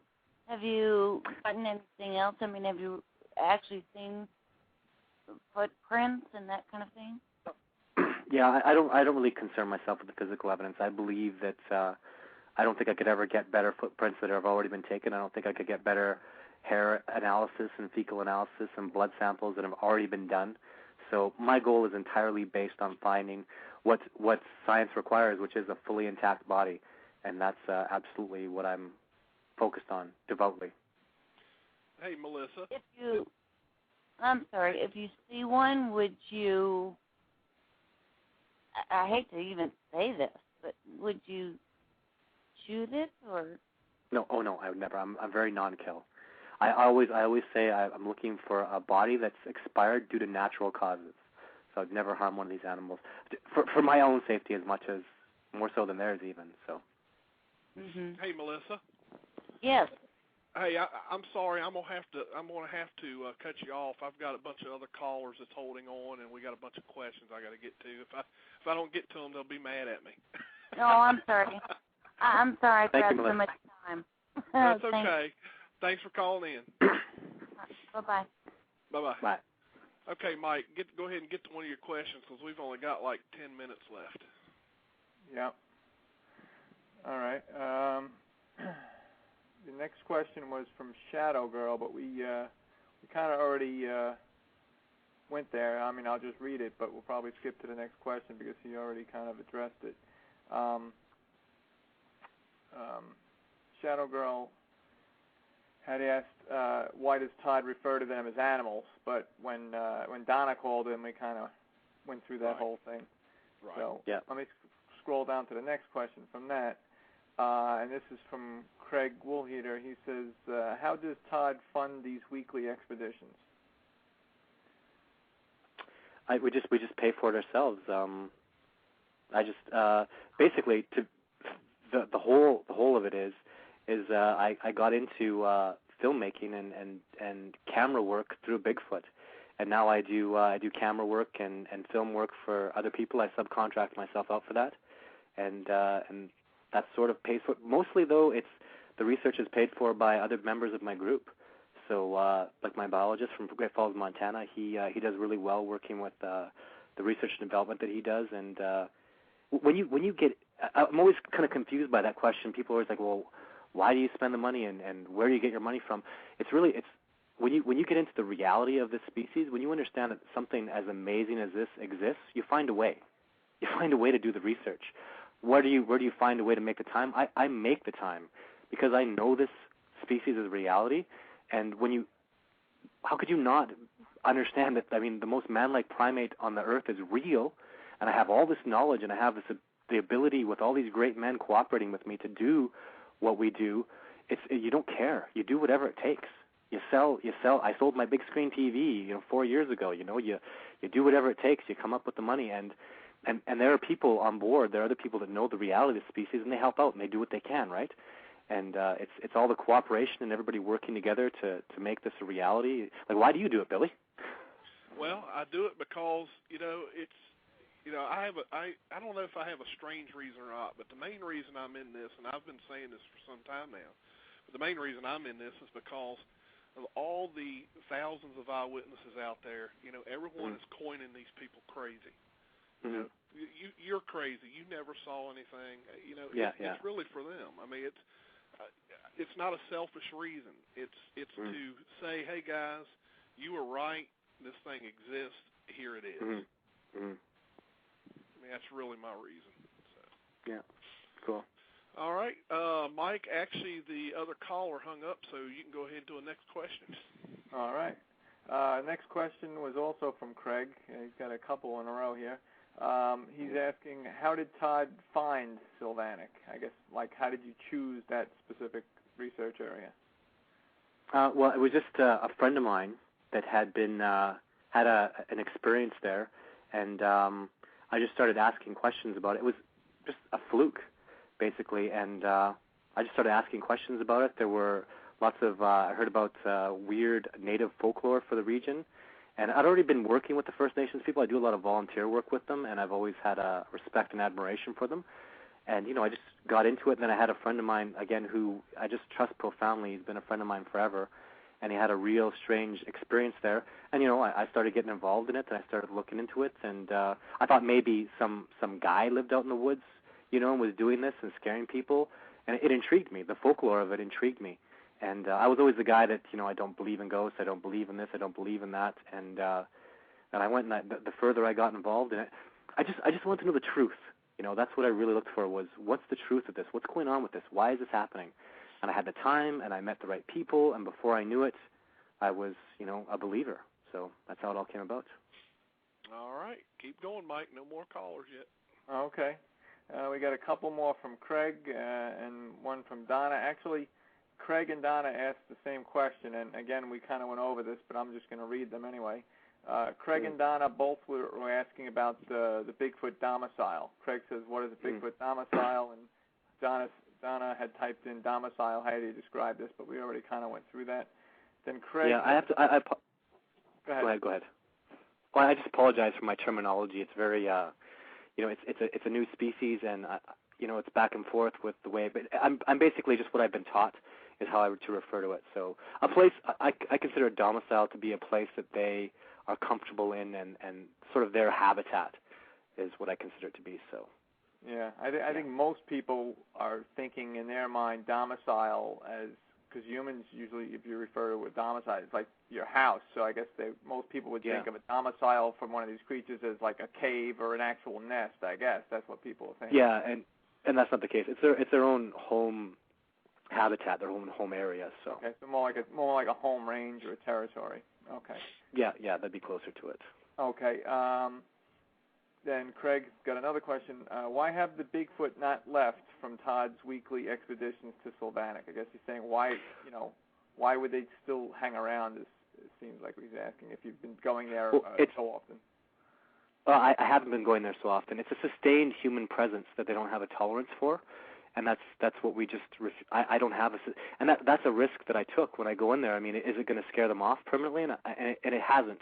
I think it's really just you have to be there and always be in their area, and we don't do that. We don't, and a lot of the expeditions that I do, I'm helping other people look for their own domiciles, people that I'm working with. So a lot of the expeditions I do are to other places, but this is my main priority right now. This is where my husbandry exists, and it's what we're devoted to do. I really believe we have a really good chance. I know we have we just have to be able to get our minds in the right place, and we can find an intact body, and I'm really excited about it. So I hope that I don't ever lose this research site, and I'm not there in any sustained sort of way. I'm there for very short periods of time, and when they become aware of us, even in our blind that we're looking from, if they become aware of us and it's clear they're aware of us, then we just move away, and we really don't want to lose this research site. We worked so hard for it, and I don't think I have the patience and the physical ability to spend another 2 or 3 years looking for a new habitat of these animals. It was so much work. It's far more than I ever possibly imagined, and it's been tremendous, and I don't really want to do that again. So we're very careful, to the best of our ability, to not disturb them permanently. Okay, I've got another call, Mike. All right. So let me grab the person at the 757 area code. You're on the air. Hello, this is Chelsea from Virginia. I have a question. Go ahead. Have you ever heard wood knocks, and can you interpret them? And can you explain a little to me? I think I've heard things that could be perceived as wood knocks, but I can't interpret them at all. I don't really think that's they need wood knocks to communicate. So I don't really know why they would do that, but I've heard things that could be considered that. But I think the sounds, the wood knocks that I heard, were more to possibly intimidate us, but not in the sense of for their own communication. I don't think they have any trouble communicating, and I think they're very well organized in when they're coming around and doing things. So I think possibly wood knocks, in my very superficial opinion, were more, from what I heard, were just to intimidate us and nothing more. So you think they're animals? Yep. As animal as humans are animals, I do believe there are another species of animals. Maybe mammals would make people feel more comfortable. It's really Billy. How do you do it? How do you refer to them as? People are always really lingering on that question. To be honest, I'm on the fence with it, Todd. I mean, I've always said that I could accept either theory. But with their intelligence that they seem to show and everything, I have been leaning more towards the human side. Mm-hmm. Yeah. But when I say it too, I make sure you understand that I believe humans are animals. I see. No more animals than we are. So it takes a smart animal to hide for so long and not be caught. Oh, an exceptional species. Yeah, they are incredible. I have so much respect and admiration for them. They are amazing. Absolutely. All right. Well, that's all I had to say. Thank you, Chelsea. Thank you. Answer the question for me. You're welcome. All right. You're welcome. Bye-bye. Bye. All right, before we go off the show live, real quick, Mike, I know you got a ton of questions planned. I just want to mention that next week we do have Lori Ledger on the show. We do got her this time, okay? She is the writer of the Night Walker. So we will have her on the air next Monday night, 9 p.m. Eastern. Just wanted to get that out before we go off live. Todd, can you hang in here for a few minutes? I mean, we can go Sure. into the archive. It'll keep archiving. So everyone, just before we go off, because we got like 30 seconds left on the live show, I want to thank everyone for tuning in tonight. Without you, we have no show, so we appreciate each and every one of you. If you ever have any suggestions or anything for the show, feel free to email me at bwillard@sasquatchwatch.net. And everyone, have a happy New Year, and we will see all of you next week. Now I will let Mike get back to the questions. All right. Yeah, we still got plenty of questions in chat, that's for sure. Very, very active chat tonight. Yep. Next question was from Shadow Girl again. She says, why do you underestimate them to the extent that you think they will go extinct without your protection? Well, I don't think that. I don't think that at all. I believe that there is a way that we can bridge the gap. I believe that human beings can have a knowledge of this species and coexist with it. Perhaps they never would go extinct, but I mean, definitively you can understand, though, that when people do encroach on habitat and the species loses their habitat, they're completely ignorant to what they're doing to the species, and that's not appropriate to me. I think if we just acknowledge and understand the reality of it, I believe that ignorance is your own worst enemy, and having a knowledge of this species and being appropriately introduced to the reality of the species will do nothing but benefit us. Even just to give human beings a slap in the face and say, hey, this existed the whole time, you didn't even know about it. You thought you did and you were wrong, you know. Miracles happen every day. The miracle of this species is a reality, and open up your eyes to what a miracle, you know, life is and Earth is. And people seem to forget that, you know, bats can pick a mosquito out of the air and they're blind. They can't see in pitch dark. That's incredible. They use radar. You know, sharks can pick up the little magnetic signals that life forms give off. Beavers eat wood and bark, you know, and people just go, oh, you know, that's no big deal. That's a miracle. That's amazing. Animals can do incredible, incredible things. And sometimes we forget that, and we need a slap in the face once in a while to understand that. And this would be the biggest slap in the face. My goodness, the most man-like primate species has existed all this time, and we didn't know it. Right. And why is that? What have we done that's wrong? What have we closed our mind off to that has allowed this species to have existed all this time without our knowledge? And there's a big philosophical answer in that, and that's what mankind has to understand. So, right. All right, Mike.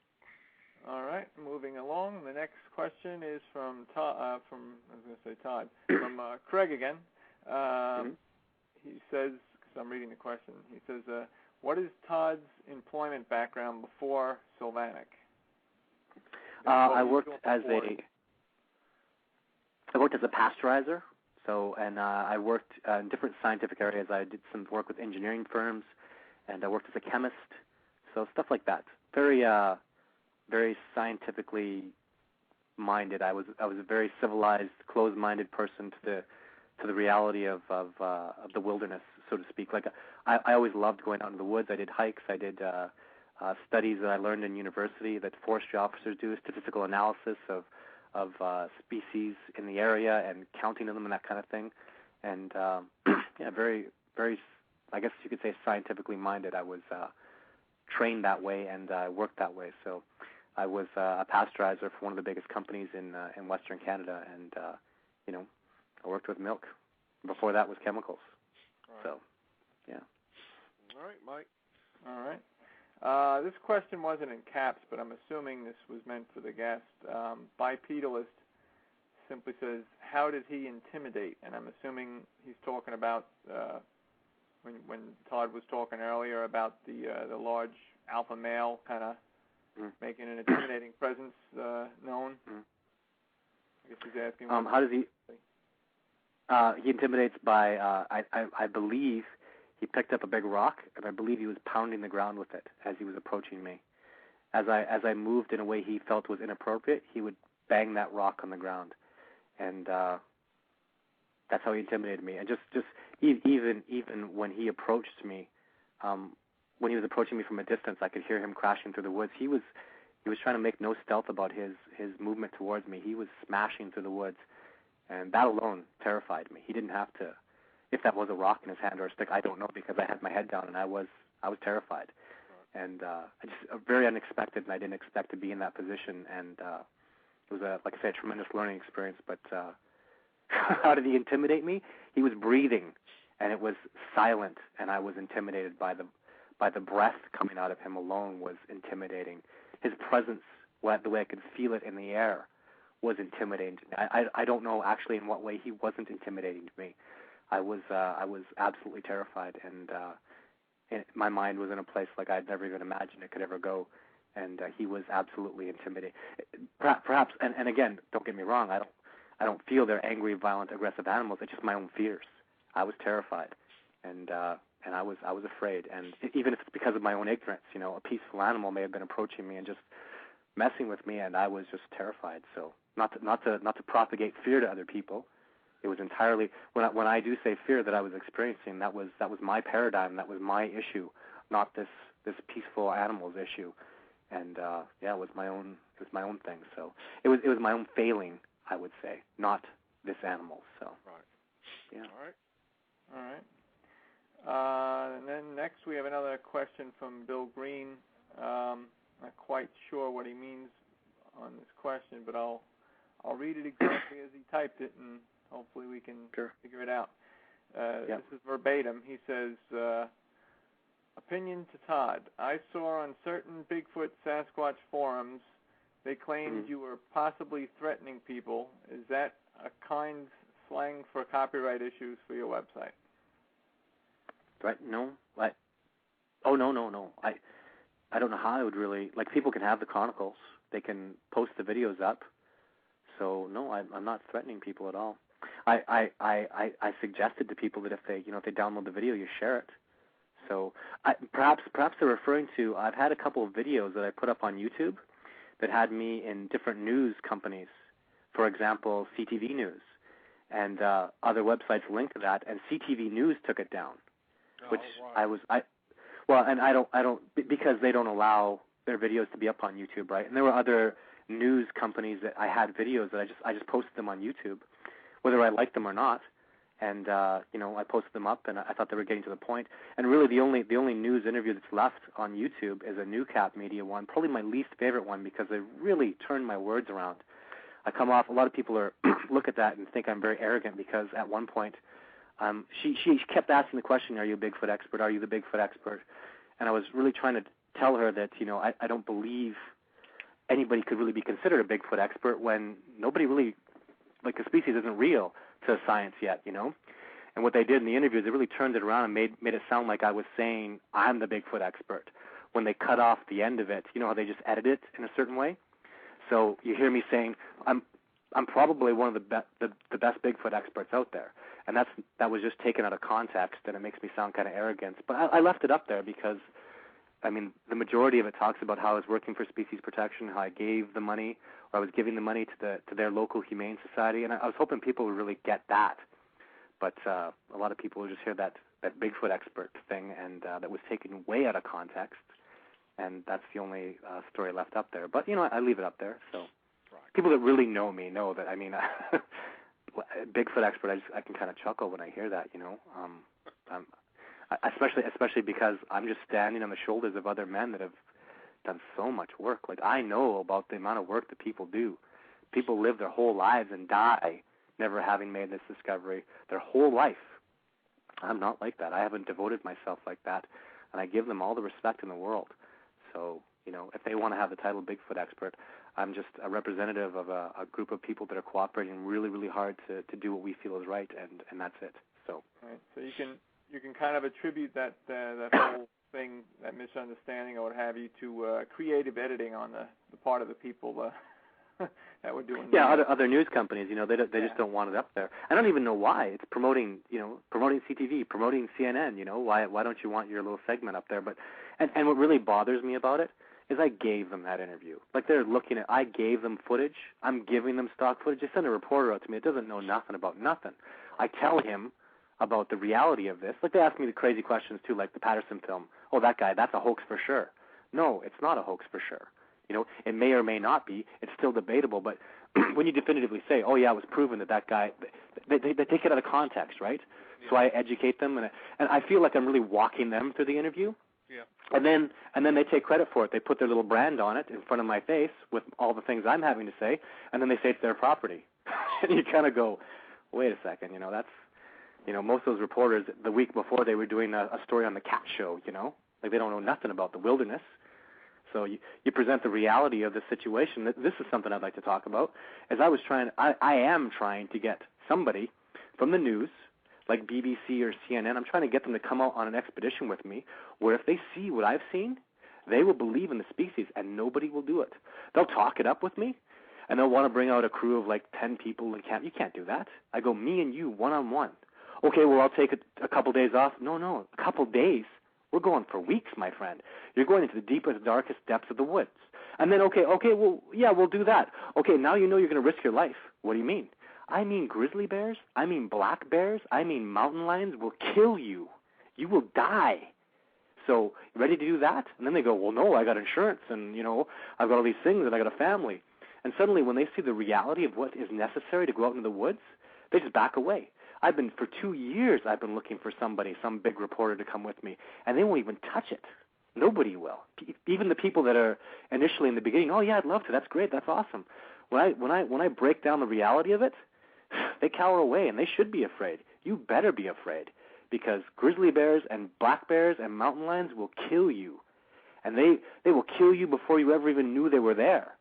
I know about professional hunters that have been hunting their whole life. But like 2 years ago in Calgary, a man who's been hunting for 30 years was in his blind in a tree waiting for a deer, and a black bear snuck up on him and killed him. Right. This is a professional hunter in his blind. And people go, well, how could that happen? These animals are incredible, the things they do. Right. If they hunt you, like they hunt deer, and deer have 10 times the sensory perception that we do visually, never mind through their sense of smell and their sense of hearing. And they kill those animals to live. Like human beings are...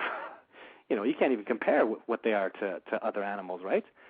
Like, and thinking that I can get out into the woods with a news crew, I couldn't show you a moose, Right. And it's not about money. It's not about what you can pay me for. I do all this stuff for free. I just want to show you the reality of it. And if you've got the intestinal fortitude enough, and Billy, if you know somebody who's tough enough to come out there, send them an email, send them my way. I'd love that.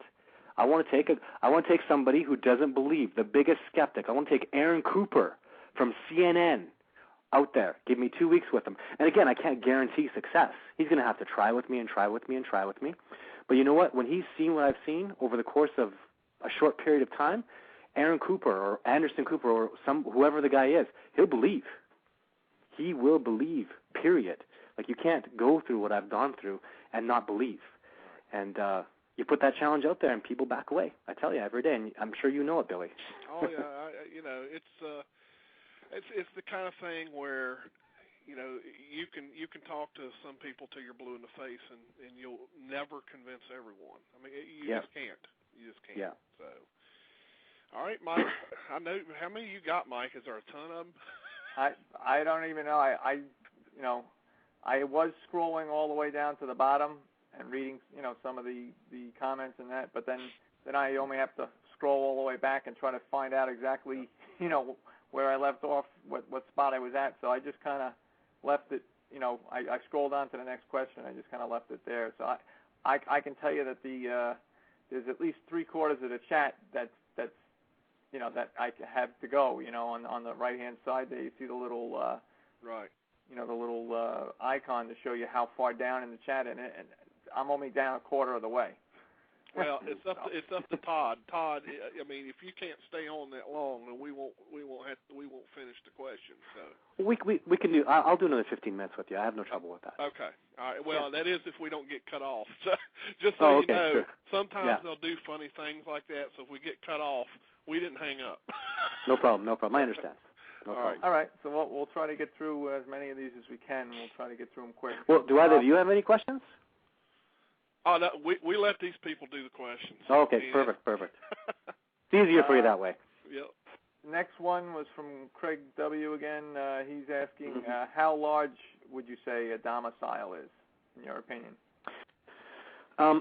Well, specifically what I've referred to as a domicile is the exterior perimeter that the day watchers maintain around the group. So really like the home territory where these animals sleep, somewhere in there that's where the domicile is. So that's kind of really specifically what I'm referring to. And I would say these animals, the day watchers, will span themselves, I would say approximately like 1.5 miles apart, 1.5 to 2 miles apart. Actually, I would say between 1 and 2 miles they would separate themselves. And they, in the original research site that I had, there were 3 of them. I don't know if they ever have 4 or 2 or whatever, but I would say the day watchers would span themselves between 1 and 2 miles apart. So, and the Sylvanic, the original research site that I had, was, I would say, just approximately 2 miles. Each of them were separated from each other in a triangulated position, approximately. And they have to situate themselves in a place that is at a high peak, so it's never going to be an exact triangle by any means. They have to position themselves in a place where it's very strategic, that they can, anything approaching they have a visual of, right? So there's a lot of specifics involved, at least in my original research site again. So yeah, but that's what I would approximate. So. Okay. All right. Next question was from Watch One. That's Mike from the Alabama Forums. He says, how did you locate them at night? What equipment was used? Night vision, thermals? At night, I don't mess with them. We just stay away at night. There's really nothing I can do at night. We just kind of stay away. I only ever tried to locate them, and the only videos I ever shot were during the daytime. So this recent event that I did do at night, I had just that night vision camera that you buy on like a standard, I can't say the name brand, but just that night vision that's pretty standard on cameras now. Yep. And that's what I used. And you know what? The camera's still out there. When I dropped it, that was it. When I was in fear, when that fog set into my mind and the terror came into me, I didn't care about the camera. I didn't care about anything other than getting out of there, breathing. So I was terrified. And that camera, maybe I can go retrieve it. There's no point in it because it doesn't really have anything on it. But I left the camera out, and it's probably covered in 2 feet of snow right now, I think. So. All right. Next question was from Bipedalist, and I'm going to read this again verbatim. It says, have you taken native peoples with you? And then it says music. So I don't know if he meant, have you taken native people's music out with you and tried playing music? I'm not sure exactly what you're at, but that's verbatim. Have you taken native peoples with you? And then he says, with music. No. I actually I'd say about 80% of the time I go out, I have a native person that I work with. He's my tracker. He keeps me alive from the mountain lions and the bears and that kind of thing. So, or he's a very intricate part in keeping me alive on the expedition. And so I'm with him the majority of the time. So First Nations people are the backbone of everything I do. I rely on them for the knowledge that I have and the understanding.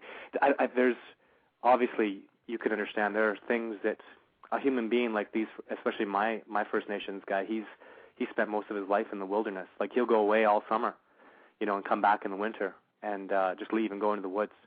And when you have that kind of experience in the wilderness, there's just things he'll never be able to teach me. He thinks his way through the forest, and he'll tell me to stop, and he knows something's going on. And I have no idea how he has this ability, and it's absolutely amazing. They are spectacular. He can track things running, like he's following a bear, like it's a sidewalk to him. And he's running through the woods, and I have no idea how he's doing this. Like they just have the ability to do things that is just it's going to take a lifetime to learn that kind of stuff, and I'll never be able to do that. I'll probably die before I learn that. I'll get eaten by a bear long before I ever get halfway near his kind of expertise. So they're everywhere with me. All right. Next question was from Alita, and we kind of already answered it, but again, I'm just going to read it. The question was, have you heard any wood knocks, and if so, can you interpret them? And I think we had that exact question on the phone. So. Yep. Yeah, we did. Yeah. So let me then scroll down and see where the next one is. A couple of people asked questions that weren't in all caps, so if I missed anybody's question, I'm sorry, but there's a lot of text here to scroll through. Let's see. It's not a question. Okay. Midnight Walker asked, how many of these beings do you believe exist in North America? Boy, that's a tough question. I don't even like to speculate on that. I'm so that knowledge is so beyond me. Like, you have Bigfoot in Virginia? I don't even know how, but you do, and it's believable. Do you have Bigfoot in Texas? Probably, but I don't know how. So I'd like to think there's, thousands and thousands of them, maybe 10,000. But in reality, I don't think that's a possibility. I think there's hundreds and hundreds and hundreds of them, but I don't even think it would go up much past 1 or 2,000, to be honest. And again, that's just the way I feel about it. I think if there is groups living in little patches across the United States, it is little groups, and even the habitats that I'm studying, I don't believe there's more than a dozen or at the most 20 there. Would just shock me. So there's a lot necessary for a big animal like that to survive, and for an animal like that to not only survive but not leave hints of or evidence of its existence. So there can't be hundreds of thousands of them, right? Let's be honest. There's just no chance of that. If there's tens of thousands of them, holy crap, have they been pulling the wool? Like, they are, like, that is just wow. Like, what do you say? There's tens of thousands of them? Like, how dumb are we? All right. So. Yeah. Well, as you said earlier in the show, these are creatures with highly attuned senses, much more than humans have. And I mean, let's face it, human beings have hid from other human beings in a relatively small area for up to 30, 35 years. I mean, people forget, but at the end of World War II, Japanese soldiers stayed on some of these very tiny islands with populations, a couple thousand people on the islands. Some of these islands were 20 miles by 20 miles maybe, and they were there till like 1975, 1976, and people had no idea that they were there. So, Wow, I didn't even know that. Wow, that's incredible. Even humans are capable of living in a relatively small area, very close to civilization, to people undetected, living off the land and whatever. These soldiers lived for 30 and 35 years. Nobody had any inkling that they were on some of these islands. So it goes to show you, and that's humans capable of doing that. Imagine a creature arguably almost as intelligent as we are, but with far better senses, how much easier it would be for them to evade us. Yeah, absolutely. Another question from Craig W. He says, what First Nations tribes are you working with?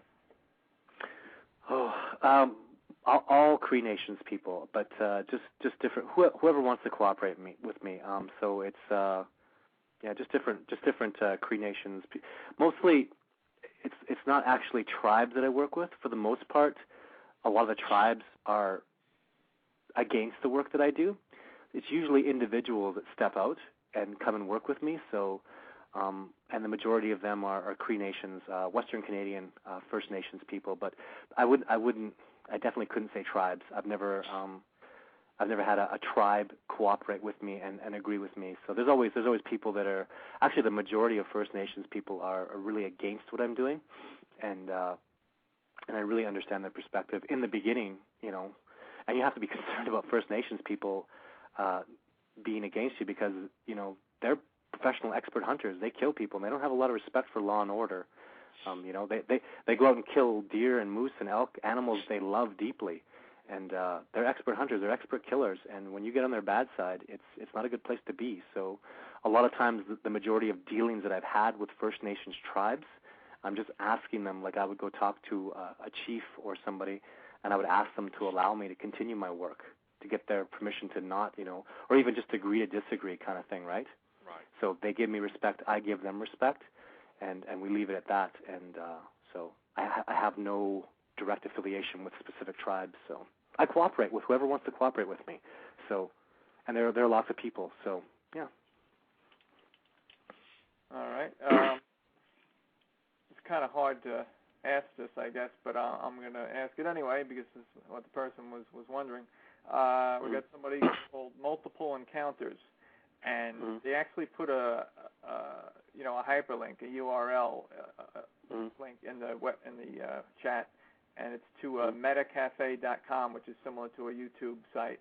And this person's asking, was this video part of your first expedition? Now, the name of it, I mean, obviously I can't show it to you, the link's in the chat, but the name of it is Sylvanic the legend of Sasquatch.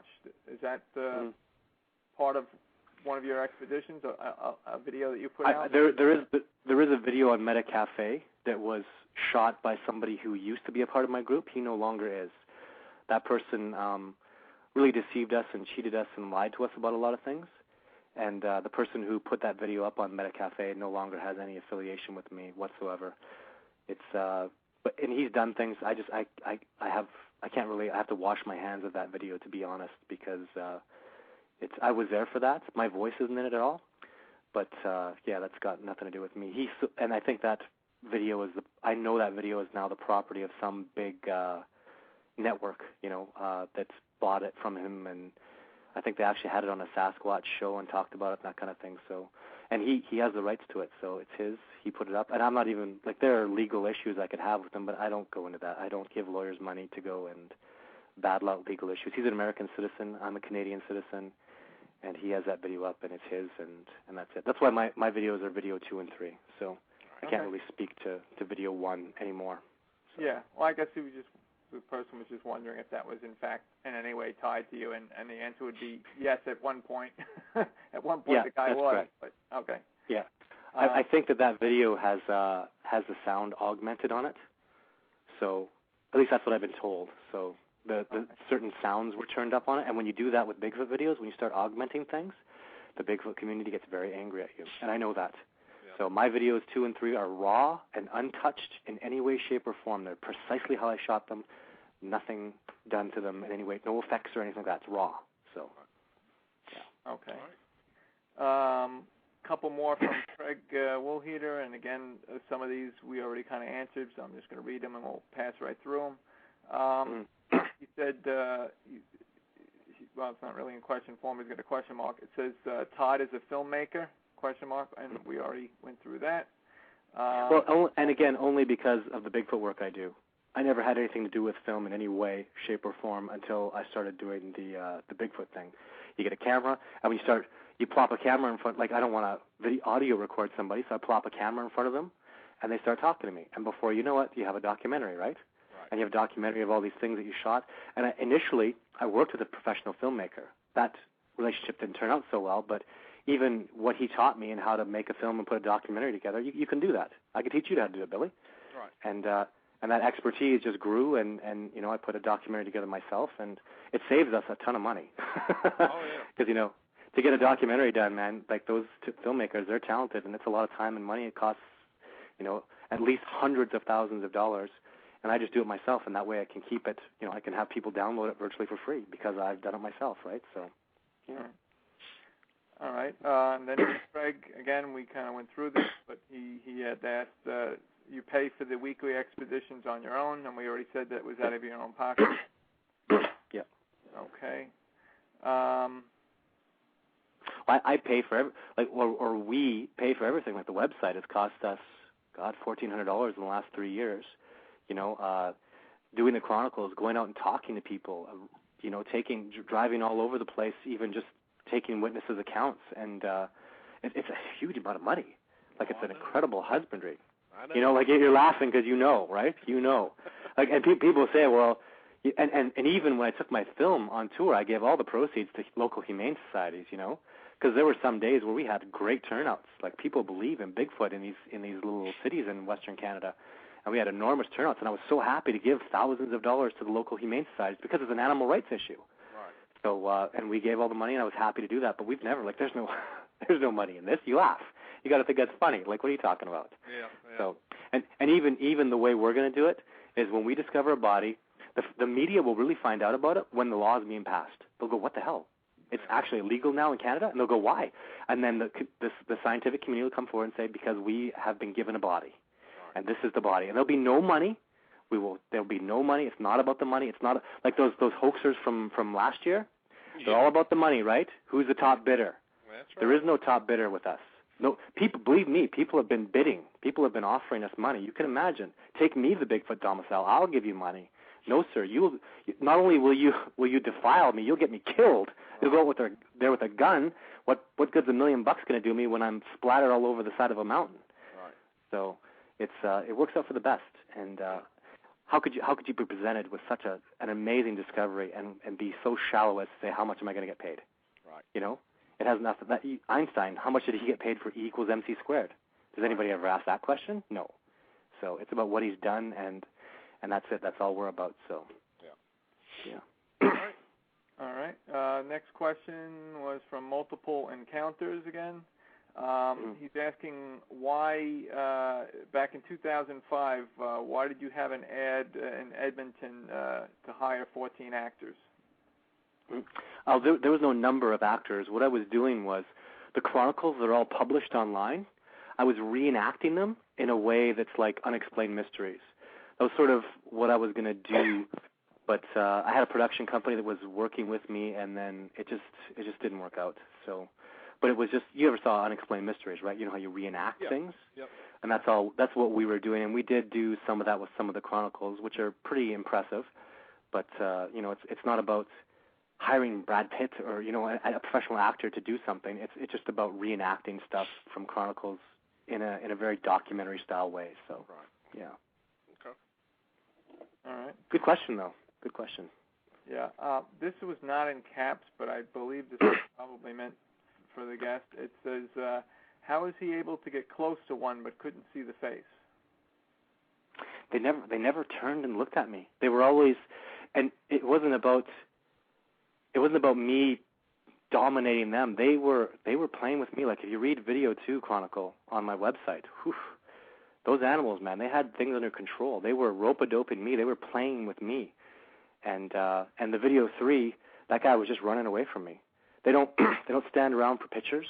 They don't look at you and go, hey, how you doing? If you catch a glimpse of them running in the opposite direction, to me even, that's the most real thing you could ever imagine, because that's what the most elusive species on the planet would do, is they're going away from you. So I've never seen them stop and look at me. They don't do that, from whatever I've seen. And, you know, that's just the relationship, and the work that I did with them didn't entail me having them stop and have a look and chit-chat. But that's the most debatable thing to me about the Patterson film, is why the animal wasn't running. Because in my experience, and even the First Nations people, they don't walk away slowly, or even how did they get that close? And I think the answer, if the Patterson film is real, is there's a hernia in the leg. Maybe that animal's injured. Perhaps she was away from her main group. So there are a lot of extenuating circumstances that makes that film real. But just the animals that I've seen, man, they move. They're gone. They don't stand around for pictures. And I would like nothing better than to get a full. That is one of my goals. Is so I'd like to have a look, just even from my own personal. Like, what you can learn so much about seeing a face, right? How big the nose is, and you know, there's a lot you can learn from that. And I have no, even comparing it to the way the Patterson animal looked, that'd be so significant for me. So yeah. Right. Well, Mike, we're at the 11 o'clock hour. I'd say this thing's probably getting ready to kick us off if we don't just end it ourselves. So. Right. Well, we got. So we'll just have to apologize to everybody in the chat. There was just there was just so many questions, but we appreciate everybody. We got through most of them. My little scroll indicator here is showing that I'm 3/4 of the way through chat. So we got through 3/4 of them. Well done. That's good. Well done. That's good. Well, Todd, thank you so much for coming on the show. We appreciate it.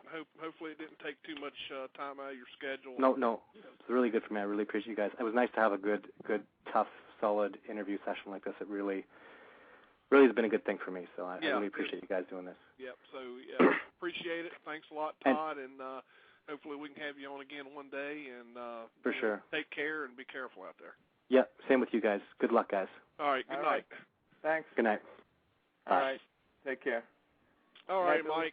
We'll call it a night, and we'll see you next week, buddy. Have a good New Year's. All right. Thank you. You too, Billy. And I guess I'll see you next year. All right. Next week and next year. That's right. Good night. All right. Good night. A legend passed down through the generations. A myth to some, reality to others. Thousands claim to have encountered this creature from all around the world. Footprints discovered, unidentifiable hairs collected, unusual sounds recorded. Something is out there. Sasquatch Watch Radio. Monday nights, 9 p.m. Eastern, on the Blog Talk Radio Network, interviewing the men and women researching this phenomenon, the latest news and information, research techniques, and cutting-edge technology. True terrifying encounters, as told by those who have experienced them. Monday nights, 9 p.m. Eastern, on the Blog Talk Radio Network. Your host, Billy Willard of Sasquatch Watch of Virginia, brings you the most riveting discussions on the internet today. blogtalkradio.com/Sasquatch Watch Radio. Monday nights, 9 p.m. Eastern, Sasquatch Watch Radio. The truth is out there. Welcome to Sasquatch Watch Radio.